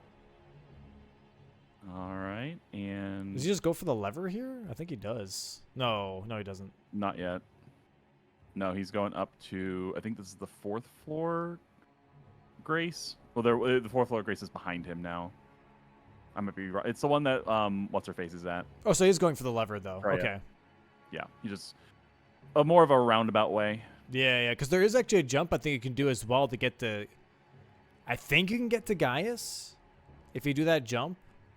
Yes. Yeah. So the other way is to do the backdoor Grace or whatever it's called, the one that you get from the church district. And you go up that big ladder, and then you just head right and just keep going right until you jump over a ledge, and the lever's right there. Mm-hmm. Alrighty, this is interesting. So we're going to be seeing possibly the full quest line here from Adef going for Jolanne and Anna / Emir, going straight towards Mother of Fingers. And then Swed now working his way towards Mesmer, working for Consort Radon, maybe, and Euphoria. So this might be something where, honestly, Swed is thinking there's only 30 minutes left. Let me play for time. Let me go for 2 squares that I am most likely guaranteed to get to push that 12 squares, and then have Adef try and struggle to get the other squares. And, you know, I don't know, though. He didn't end up quitting out there. He's just running for it. Here he is also skipped a fragment. Here's the thing. If Swed goes for Euphoria and Consort Radon, Adef goes for Jolanne and Anna, Mother of Fingers, Emir. This would put Adef at 10, Swed at 12, which means that Adef would have to get 3. He does have the Grace in Abyssal Woods for Midra. He does have the Grace for Bale, and he does have the Grace for Putrescent Knight. So honestly, in 30 minutes, if these are flawless fights from Adef, he could potentially 13-12 this match. Yeah. It would be. It's going to be really tight, though. Yep. And I think the big part of it is just how long it takes to get Jolanne and Anna. It just takes forever. Yep. All right, Mesmer. Mesme boy. Decent damage. Incredibly fun fight. Yeah, it's a great fight. I agree. It's awesome. Absolutely great fight. I mean, I've mauled into this fight, but it's still really fun. Mm-hmm.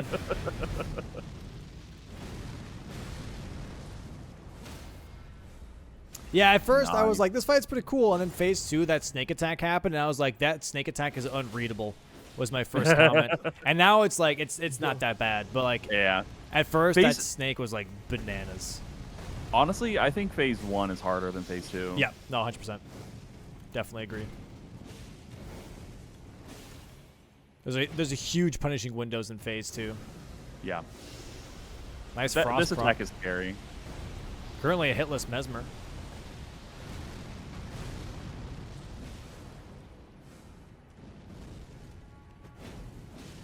Nice positioning. Excellent use of unlocking the camera there. Followed up. Adef currently fighting the Anna Invader, who can be insanely devastating sometimes. Yes. That lady does not mess around.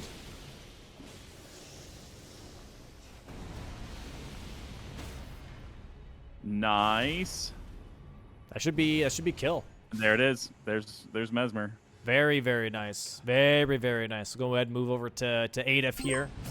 Going to go into the Mother of Fingers fight now. Oh, this is interesting. This is really interesting.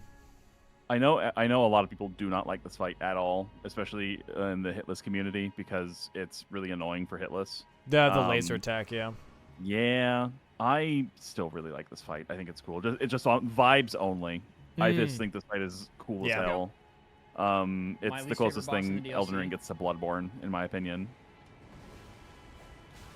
And the music's great. Okay, let's see how this fight goes. This should be a really good fight for Adef just because Matir, Mother of Fingers, is weak to slash. Yeah. You're able to see that some of that damage coming on in. I do wish he would have swapped to Blood on the backhand blades rather than Frost. Personally, I think Blood just works way better. You can proc it more often as well. He should be getting a stagger here hopefully soon. I always forget that the backhand blades don't natively have bleed on them. Yeah, right? You think you they feel would. like they would, but they don't. Oh, he greeted that Thought it was last three, hit thought on it was Mother of only Fingers. two. Oh, that's bad. That is not good.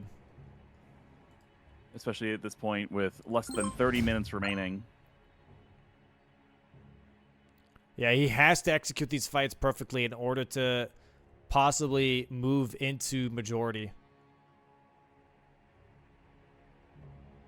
Now the big question is how long does it take to get from the Shadow Keep all the way to Romina in the fastest way possible? I want to say 3 minutes. Is it really only 3? That's shorter than I remember. If you do like the tree skip and stuff, Oh, yeah. is there a skip for it? Yeah. There's a little bit of a skip to avoid like the whole catacomb section pretty much. Nice. I didn't know that. Adef taking a bunch of unnecessary hits here. Got to be careful. He's going to get head slammed. Always has to bait out the 3 hits. Dude, I'm not going to lie, though. I can't say anything. I remember when I was supposed to do Mother of Fingers on the GDQ hotfix show. And Oh, I yeah. was on this fight for an hour, and I was so embarrassed. And I was like, I'm so sorry. The DLC just came out. I don't know what the hell I'm doing. This thing is just kicking my ass. I'm trying my rough. best here. It can be really, really rough. Especially once the sort of like, phase 2 happens. Yeah. Hopefully he does get a stagger here, though. That would be really nice. The slams. There it is. Huge stagger. Huge stagger. No! So for anyone that doesn't know, you can actually just like crouch at the chest and you get that teleport riposte like you do on Hippo. So trying to crouch for that chest for some extra hits into the riposte. Oh, he gets good RNG here, though. Great RNG. Yeah. Come on, hit the chest, the chest. The chest is the weak spot. There it is. Very nice, Ada. Very nice. Well done, Adef. Huge. Okay, so that's going to Great. be an Emir fight. There's the tree skip here from V-Sweat. Very nice tree skip. There we go. Very, very good. Making our way towards And- Romina here on V-Sweat's screen. And momentarily getting to the Emir fight and into the Yolan and the summon. And Adef, I think, had Putrescent Knight set up, ready to go. Yep. And Well, and not Veil. all the way though. He's like Yeah. in the like hole, but he's not like at the closest grace for Gotcha. Putrescent. Yeah. Yeah. All right. Yeah, here's Jolan now. So he's going to be doing the Emir fight right afterwards. That's going to be his 9th square.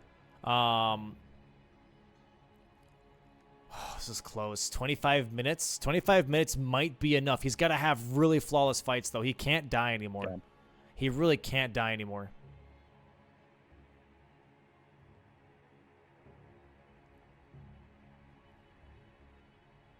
Because what was the play for him? It's like Emir into Yolan and Anna into Putrescent Knight into Midra. Yeah. Yeah, because he's got the Abyssal Woods unlocked, and running through Abyssal Woods takes forever as well. Very mean of FromSoft to make it so that Torrent is too scared to run around the woods. All right, here we go. Emir time. Mother is here. Mother is Here mothering. At my fingers.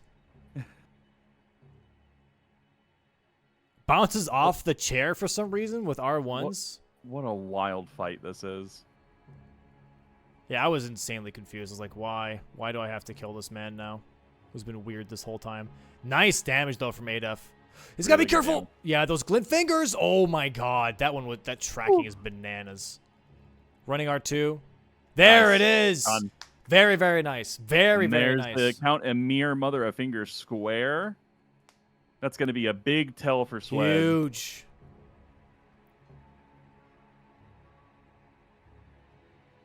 So he's like, yeah, his face is like, oh, interesting. Huh. He went for Emir. Okay. Yeah, yeah, he's like, huh? So now, okay, Oh. straight to Putrescent, not doing Jolana Yeah. and Anna. Might be a little bit Yeah. of a too long. He's like, you know what? Let me just do boss fights. I'm not going to do the summons right now. It's going to take too much time. Yeah. Yep. Especially with all these running sections he has to do to get to these boss fights.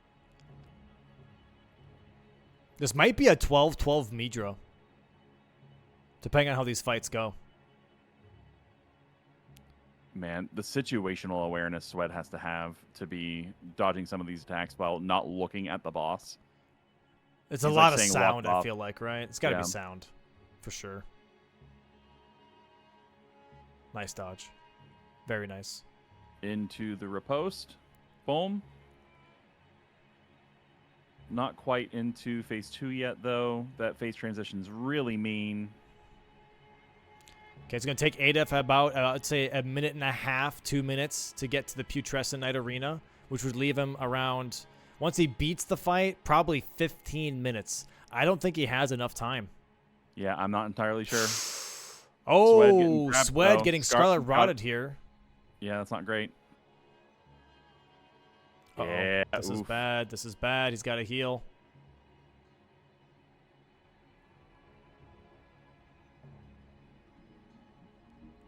Alrighty, Yeah, and phase that phase transition. transition is terrible. Yeah, it's pretty rough.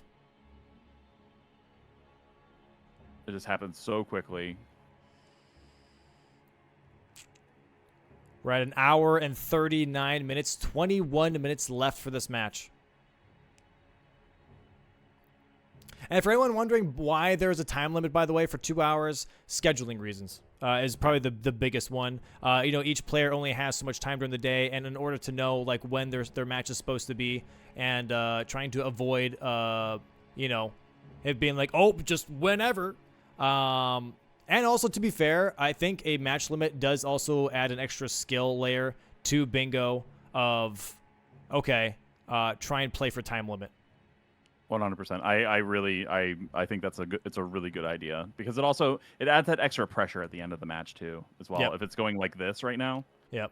you know, it makes it so everyone is kind of having to play at their absolute A game.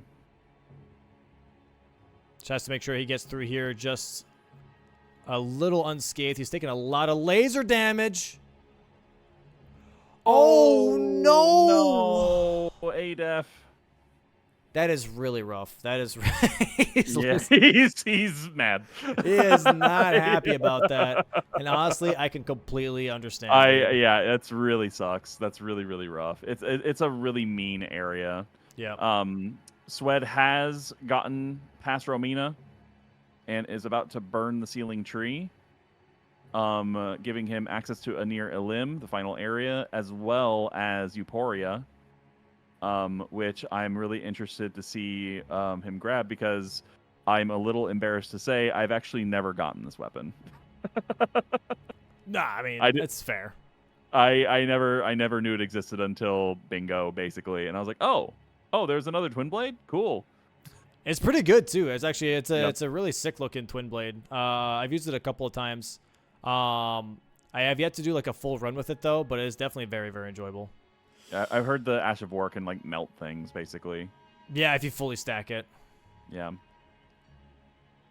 I think I don't know if it's like a smart move to like really worry about these laser dudes. He's just trying to Like- avoid another death is my assumption here. Yeah. Honestly, if you just run and then do the jumping rather than rolling, it's a bit more Yeah. effective rather than just rolling like that.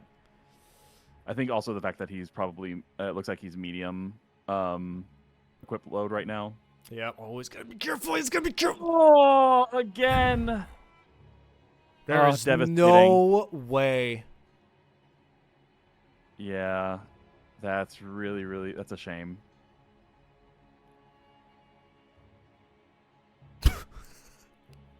I'm sorry I'm laughing, but I can read his lips, and I know exactly what he's saying. Oh, man. Well, it's like we've been there. We've 100% been there, you know. It really sucks. It's not fun. Here's the Eating Limb stairs, which are absolutely devastating, as you can see right now for V-Swed. Quitting out here on the right, that's probably the best move, making sure that those attacks don't kill you. So do you think he's going for Radon? I think he's going for Radon Euphoria, yeah. Oh, he's going for Euphoria here first, though. Wait, We're jumping down into the staircase. Oh, is Euphoria in near a limb? Yep. Okay. Yeah, you got to do a little bit of parkouring. It's pretty hidden. It's very, very hidden, actually. So yeah, you have to do all of this parkour here, then go down an elevator, then go down another elevator, and then it's behind a door.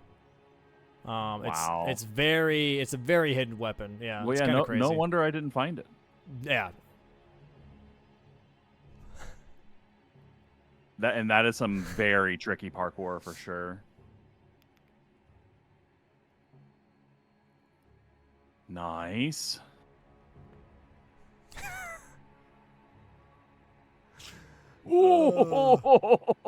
Okay, here we go. He's got it. He's got it. Oh, He's got it. It's actually in Bellorat. Interesting. Yeah. But you can only access it. You can only access it through inner limb. You can't get through it. Wow, that's really cool. Yeah, it's pretty sick. It's really, really cool. Okay, here we go, though. ADF past the lasers now. The hardest part of this running segment. Off to Putrescent Knight. Another cool boss. I think it's a really neat boss. Yeah, it's an okay boss. It looks a little weird. I mean, yeah. But, I mean, there are a lot of weird-looking bosses in Elden Ring and FromSoft games in general. Yeah. Weirder looking than Matir? No, I guess more like goofy. He looks goofy. You know? Yeah. It looks like the face model of Putrescent is just someone like putting like a smiley face in snow. True. That's literally just what it looks like, you know? Yeah. I will say the one thing that I really like about that fight, the one move that it has basically through the entire fight where it separates from the horse and the knight and the horse attack you separately. It's really, really cool to me. I think it's a cool idea. And there's Euphoria on the board. There we go. 11 squares to 8F's 9. Here's the thing, though. You have 15 minutes to kill Concert Radon to get a 12-square lead. The problem is here, can you do it in 15 minutes? 8F could get Putrescent, which is at right now, and then maybe go for Midra or a Jalan and Anna and be at 11 as well. This is going to end up possibly in a tie. We will see.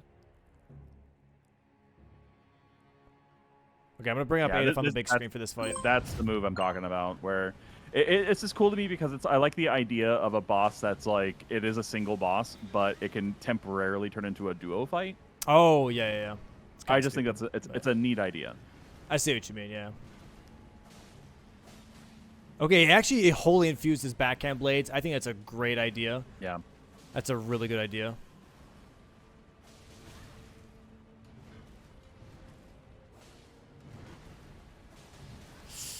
Don't greed too hard.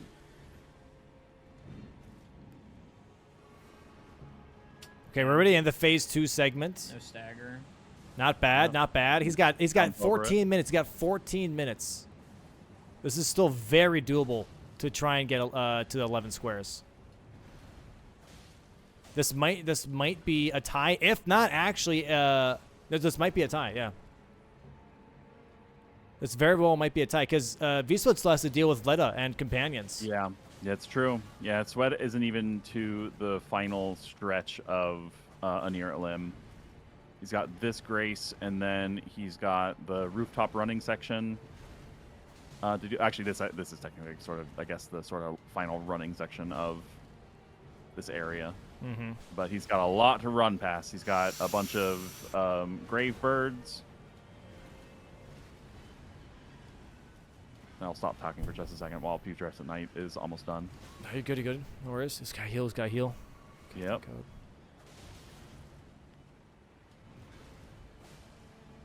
Oh my god.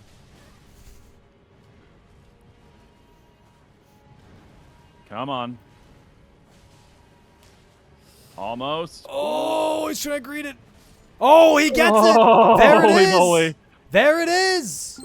Okay, it is 10 to 11 Jeez. right now for Swed. 1 square ahead. He's going to go straight towards Shadowkeep now. Why? I have no idea. Why What are is we in he doing? Shadowkeep? He's getting the Iris of Grace for Jelana and Anna. Okay, this might be an 11-11 tie. Wild. Yeah, Swed has about 12 minutes to get to. He has to get through the Letta fight first, which could be devastating. You never know. And then Radon. So, oh, dude, please don't tell me you're about to try to fight. You know, he could just like move off to the left and like hug the. He doesn't have to actually like worry about this beast guy. Dude, honestly, I'm not gonna lie. Depending on the Grace placement, Adif could actually get Jolanne and Anna summon and still go for like Bale Midra. or Midra. Yeah, He yeah. might- He could still win this. It's Gotta come really down to the tight. wire. It's Yeah. really tight, but there's potential here. Yep. This. Oh, Swed, what you doing, bud? Oh, he dies. he's Did he get the down. Grace? Did he get the Grace? I think he did. He got right? the grace. He got the grace, so he's okay. Just pick one. Just pick one, Adif. Pick one. What the hell was that? Going to Hinterland? Yeah, he had to pick for Jolanne and Anna summon. Wait, did he really get the Ash though? I don't know. Oh no, he did. Yeah, He did. Okay, thank God. Okay, thank God. Yeah, because you have to drop down here, right, to get to the tower. Yep. Oh, this dude, he has like almost 10 minutes to kill Bale. Yeah, He might actually win 12 to 11. that is wild. That's wild. And Sweat is sitting here trying to upgrade his shadow level a little bit more before heading to Radon, or heading to Letta, really. And you have to sit there and listen to Letta yap for a while.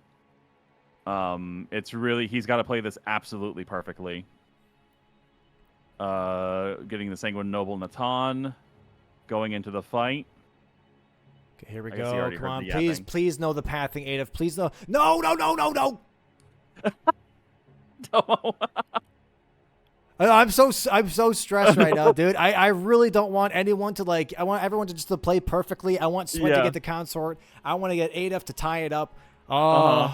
You want this to be as properly close as possible. Oh, 110%.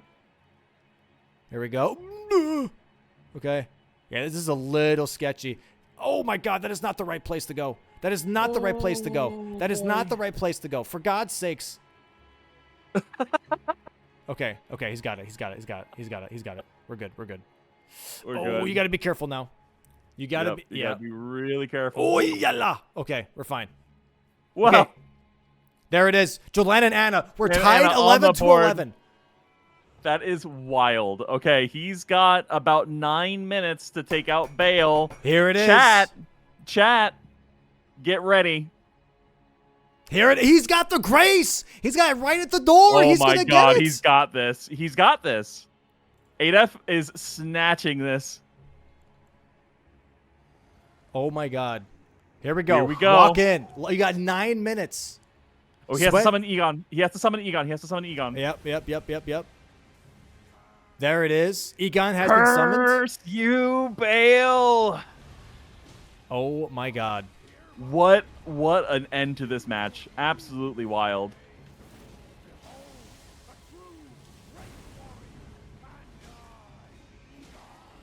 And Swed is on Dryleaf Dane, while Natan is taking care of Letta. He gets a stagger. Oh my God. Oh my God, dude! Swed still being in the Clutch. Letta fight is kind of insane. I thought he would be It's- out by now. I'm not gonna lie. It's that fight can take forever. Yeah, he does. I think Dane doesn't have any healing left, so this is gonna be huge for Swed. He's got 8 minutes. Honestly, 8 minutes is still enough time to kill Radon. Yep. Cinema. Phase 2 transition. for Bale. Ooh. Okay, here we got go. hit. Bale phase Another 2. Is that already phase 2? It is, right? Yep, Yeah, he's in crazy. phase 2. Yep. What? Oh no! Wow! No! How? He's not dead. He's How? not dead though. He's not dead. He's not dead. Letta being an absolute bitch and a half here. Currently full health. Natan is dead. So this has to just be Swed now, getting this kill ASAP. Well, Adif has to deal with Bale. Egon is still available, I think. Just currently monologuing in the background. Adif taking a lot of damage here. He's got to be really careful. He's got 11 flasks left. We've got about 7 minutes remaining of the match. Okay, he's got to be... All right, and Letta is down. Oh, my God. He's got 7 minutes for Radon. 7 minutes to get Radon down. He has to do this perfectly. He has to do this perfectly. And imagine we get to the end of this and it's 12-12. That would be bananas. Here's the explosion move. He's got to be careful. He's got to be careful. Oh, there he is. Okay, nice rolls. Nice rolls. Careful here. Where's Egon? Is Egon still alive? I haven't done any don't damage. know. I don't in so see him. long. I think he might still be okay. Lacking a little bit on damage here. Get some R1, Is so he's Egon got to be dead, careful. dude? He's got to be careful. He's going to heal here one more time. Okay, this is a good move. This is a good punishing move. You can't I jump don't know that. the You can jump only jump timing the on stab that. move. You have to roll through that. Oh, he's got to be. He's got 6 minutes Dude, for can this. I do an attack? Sweat is on the elevator towards Radon. Yep, 6 You minutes can remaining, kill folks. Radon in 6 minutes. It's very, very Yeah. doable here. Egon is still available. Egon is still alive. Casting some Dragon Roars. Laser attack. No, sorry, not laser. Thunder Fire attack coming here from Bale. Adef. Nice rolls, Adef. Egon just all the way in Timbuktu, yelling at the sky. Adef here going to be rolling this grab attack here. Very nice roll. Very nice roll. And Swed entering Radon, Consort Radon, having the parry nothing I knife can do in there. hand. 4 flasks here. This is wild. This is wild. We have 5 minutes remaining of this match. 5.5. Yeah, 5.5. Yeah. This is nuts. This is nuts. Adef has got to be careful. He's got 3 flasks left. A third of the health left on Bale right now. V-Swed currently still in the phase 1 fight of Radon currently. Radon kind of just making his way slowly towards V-Swed. Getting into the fight right I'm now. dead. Oh! Adef taking a lot of damage here from that fire breath. Grab attack here coming out from Bale. 2 flasks left for Adef. He's got to be really careful. He's got a stagger! Oh! Let's go! Huge Let's stagger. go! Egon Oh doing my a good amount of God. damage here as Let's well. focus Getting up, the baby. riposte here is going to be huge. Gets a charge R2 on the head. Egon getting some headshots with that bow. He's going to be really careful here. Adef just has to be really careful. He has 2 more flasks. 1 more hit should do it. Egon going to have to do some damage here because Adef has to dodge the fire attack. Radon here going to be attacking, but then Bale. it's parried. He's only got one more hit. One more hit. There it is! Yes! There it is! Adef going to be marking Bale summoning Egon. That's going to be his 12th square. 12 Oh square my God! here Now for Adef Swed has to finish Radon in about 4 minutes and 20 seconds. We're going to move on to a big screen on V-Sweat here. Almost going to be moving into phase 2 on Radon. Getting some parries off, using the main Gosh in this fight. This is wild, and yeah, and while he's doing that, just Adef is doing his best to see if he can possibly get to Mitra. Probably not. 4 But- minutes. 4 minutes remaining, folks. There's another parry. Nice riposte here from V-Sweat. Nice parries. Goes for the post here. Should be moving into phase 2 in just a moment here. Goes for another R1. Trying to sneak in some damage before the phase transition. There it And there's is. phase 2. He's got 3.5 phase 2. minutes. Ooh. Very nice dodges. Swed opting for parries might be the safer strat, but also might be taking too Slower. much time. Yeah. Yeah, because Radon can absolutely stall here by doing all of these giant combo moves for an in and out. Boom. He's got to be really careful here. He's got to be really, really careful. Oh, he does get hit by that slam down. Trying to go for some more parries here. He hasn't really been parrying at all in phase 2. I don't think it's worth it. He should just be going for R1 No. punishes instead here. Does heal up after that damage. 3 minutes remaining. Grab attack from Radon. Rolls it. Very nice. Another R1. There's a parry. One more stomp. Oh, it gets a little greedy. Gets the frost proc here, though. Huge. Nice using that. He's got 2.5 minutes. Holy jeez. He's got 2.5 minutes. Will he pull it off? Will he pull it off? Another meteor attack, running all He's the way stalling back. again. And then jumping off to the side. 1, 2, 3, 4. Oh! Oh my Gets god! hit. Oh, that's bad. Okay, he does heal up. Takes another hit here, though. Gets a double hit. Oh my god, if he dies here, it is over. It's 8F wins if he dies here. 2 more minutes left. 2 more minutes for Radon. I don't know if he's got enough time. He misses the parry! Oh. There is so much pressure on Sweat right now. Yep. He's Don't got a look at minute. the- Minute and a half here. Doesn't get the parries. He needs to go for R1 punishes. He's taking too long. Yeah.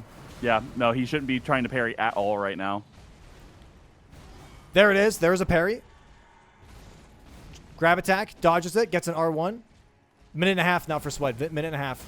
He needs... There it is. There's the riposte. Should have punished with an R1 first. Riposte here, though. Stop parrying, for the love of God. Just go for R1s, please. Yep, and with all of these meteor attacks, Radon's going to stall this out. He's only got a minute and 10 seconds remaining, and he gets hit. Oh, he takes a lot of damage. He's got 60 seconds.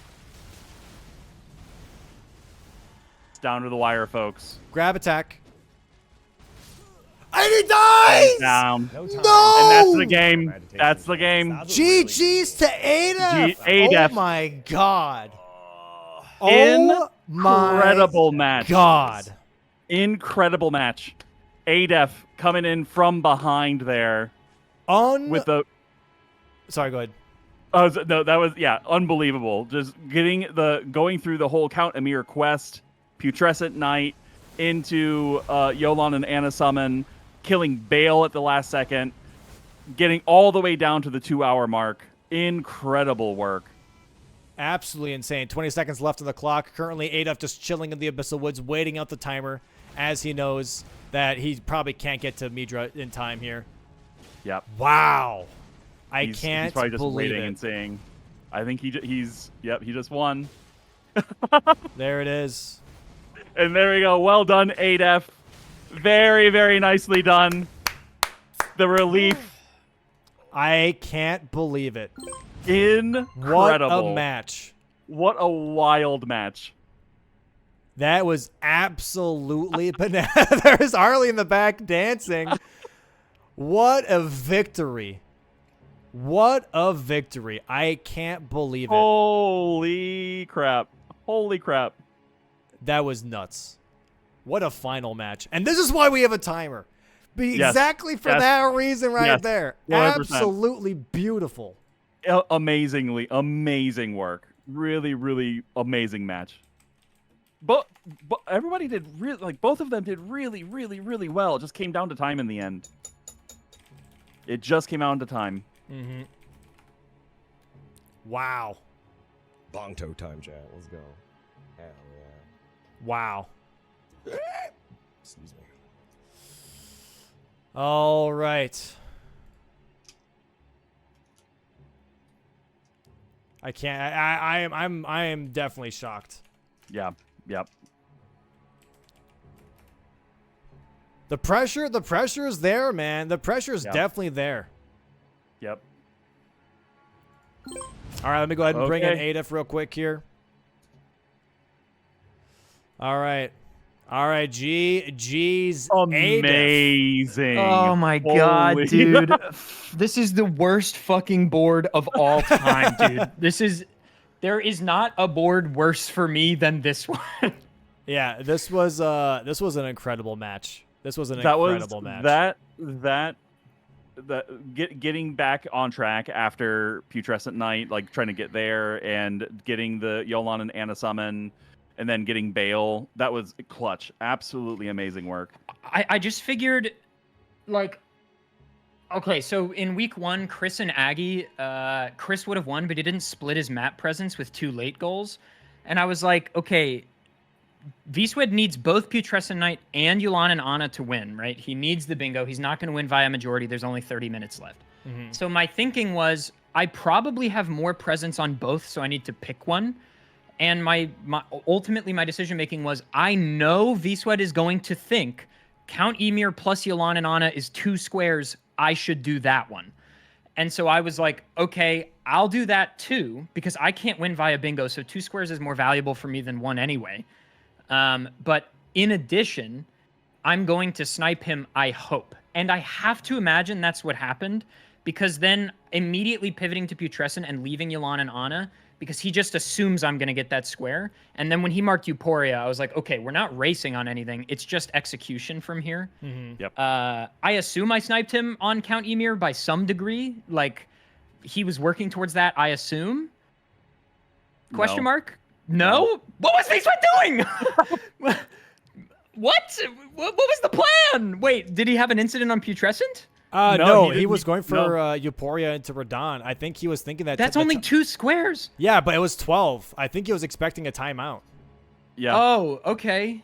Yeah, I guess that makes sense. He was well in the lead. He was sitting at 11, and I think you were sitting at 8 for a long time.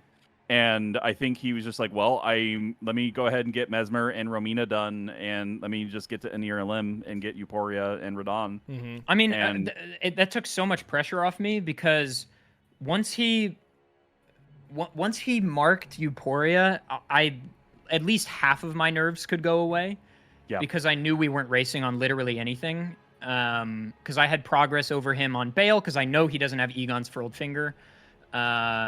Also, somebody please explain to me the Florisax quest line, because being locked out of it just because you broke the seat, whatever. Anyway. No, you didn't break. No, the quest line's not broken if you break the rune. But I said not now to Moore, and he wouldn't talk to me about anything other than wanting to kill himself. I don't know. You should definitely, like, after that, you should have more dialogue, to my understanding. I tried. Because otherwise I would have marked that, and honestly would have gotten row 1 and won 40 minutes ago. But when I tried to get the Tialier's concoction, it wouldn't work. Yeah, no, you definitely still had the option to. It might have just been a wrong dialogue selection. I'm not too sure on that, but you definitely did not lock yourself out for breaking the rune. All right, well, I'm going to investigate that. 100%. That second phase Bale is one of the worst performances of my life. We still got it. Yeah, dude, I didn't hit him for like 3 straight minutes. That was absolutely insane, dude. GG's. I have nothing else to say. I'm gonna bring in V-Swed here. We'll talk a little bit more do. about the game. V-Swed, welcome in, dude. GG's, man. Goodness, dude. V-Swed, I'm so adrenal, V-Swed. I am. Are you? I can't even. Are you? No. Are you as stressed as me? Oh no, I'm chilling, dude. I'm chilling. What? I'm chilling. How? I kind of figured for a while that I wasn't gonna have enough time for a while that I kind of knew, but I was like, well, I gotta commit to it. But I have no choice at this point. I just gotta hope. I have no choice. I kind of figured I didn't have time. What was the mentality behind not contesting Putrescent or Yulan and Ana? Wait, what do you mean? Like, why not go for row 3? Like, why not? So that I could do other stuff. Let you go for it, because it was the only bingo left on the board. Sure. Also, why did you hang on to Remembrance Weapon to max for so long? I didn't have a +10. And I just never. I was in the middle of Sense. I was in the middle of Sense. Oh, killing. Yeah. Okay. All right. Yeah. When I killed him, you marked it. Yeah. When I killed him, you marked it. GG's, dude. This was an insane match. I was so stressed from start to finish. There was a lot to unpack here for sure, especially like just throughout the whole match. There's a lot of different options in the early game. Mid game was obviously a little bit slower because the game was very late game focused. The board was very late game focused here. When it came to the early game, you both did very split decisions for the most part. Larval Tears here for 8F, and then for V-Swed it was the other opener. What made you guys decide the openers that you did for this board? I was certain we would be racing on Larval Tears. Also, people in chat saying I didn't talk to Tialier when I actually did get ratioed L. I talked to him and then warped to more. Anyway, I did Larval Tears because that's like the, rush square of this season besides Marika's Blessings. And so I figured we'd race on that. And then honestly, the first big bad decision I made was still contesting Talismans, even though I knew you would have more presence on it than me, because I didn't get like any graces on the way to Larval Tears. I did that goal as fast as it possibly can be done. And so I had no map presence whatsoever. So still going for Talismans, I think, was kind of a mistake. Also, great snipe on Death Knight, by the way, V-Swed. I wasn't going for it yet, but I thought we would be contesting painting rewards, but that was a really smart decision. Yeah, I didn't even touch paintings. Not at all. All game. Super smart on that Death Knight. I am so sorry, chat. I am so sorry for the double audio. I think the closest snipe in the relative early game was actually the Frenzy NPC. Because both of you basically, like, Adef, I think you got to Yori first and got the backhand blades kill. Yeah. And it was like right as Swed was getting to Yori, but I think he had the Great Katana and it was doing more damage, so he was like getting through that fight. So taking out the Frenzy NPC without dying was what got you that square. It was close. Yeah. I mean, I knew we'd be racing on it because I know V-Swed likes to bingo early. Also, Dom, I assume you see the chat messages about echoing voices. Okay. I accidentally slid V-Swed audio on, so we just heard V-Swed like double. That's all. No, you're good. I knew we'd be contesting that because, again, V-Swed I know really likes to bingo early because, I mean, if you can win the match early, why not? And so I was originally going to contest on Iris, but I figured since you already had more armor set, you probably already had beaten Queeline once. So I pivoted off of it in hopes that I could beat you to Frenzy NPC. If I died to Jory, would I have lost the square? Probably. It would have been close. Yeah. Most likely. Yeah. Interesting. Crazy match. Yeah. Crazy That match. was a good one. So there was an interesting pickup from both of you guys, though, which is the Nameless Mausoleum right afterwards. Why exactly was the Nameless Mausoleum like on your guys' radar right away, right after the whole Frenzy NPC? It's just a quick square. And when I did Mariga, there's Dancer right Mariga, there. and I was right there because I was going to do Mariga. So oh, were you I also? was Oh shit. Yeah, I was at the Grace. I lit the Grace just in case you sniped it, and as I was lighting it, you clicked it. I was like, oh, dude, okay, I didn't like the Grace, which was the stupidest decision I've ever made. I was surprised though because you have for a while. You got Rakshasa on the way to Jory. That would have been maybe a little bit of a quicker mausoleum as well, but no one really opted for that one. That would require me to remember Rakshasa exists. True. Also, that dude hyper armors fucking every attack in the game. Yeah, but Dancer also like backsteps literally every R1 too, so it's sort of like true. But dude, I have no other words besides just GGs from both of you guys. It was genuinely a very exciting match, very interesting choices. This was exactly what I was hoping for. When we were talking about the matchup today, was like interesting choices and seeing what the board would look like if it came down to late game, and what you guys would pick. And it was a fantastic watch. If you guys have the time to watch it back, I would highly recommend it. It is very intense, especially at the very end. And GGs to both of you guys. It was fantastic, and GGs to Ada for the dub here. Thank you, GG's V-Sweat. I love you. Adef. Thank you, Domo. Thank you, Dude, for commentating. Yeah, thank you, dude. Yeah. Thank you, guys. For this, by the way, Adef, you have one more match tomorrow, I believe. Is that right? Yes, against CBD, and I think CBD and I are both the only 2-0 players right now. So I think that's going to be an interesting one. That's going to be very interesting. And Sweat, I think you're done for this weekend, right? I'd have to look. I'm actually not. I don't remember either. There's so many matches, man. Yes. Yes, Sweat is done for this weekend. All right. Yeah, because some people have double weekends and some people don't. Yeah. Well, I mean, hey, GGs to you, Swed. I hope you enjoy the weekend, and thanks so much for playing tonight. And then Adef tomorrow. Best of luck to you tomorrow versus CBD, man. GGs to both of you again. Really appreciate you stopping in real quick for the interviews, and I hope you guys have a great rest of your Saturday. Take care, Dom. Thank you. Take care, guys. Thank you. Thank you. Bye-bye. Bye-bye. Bye.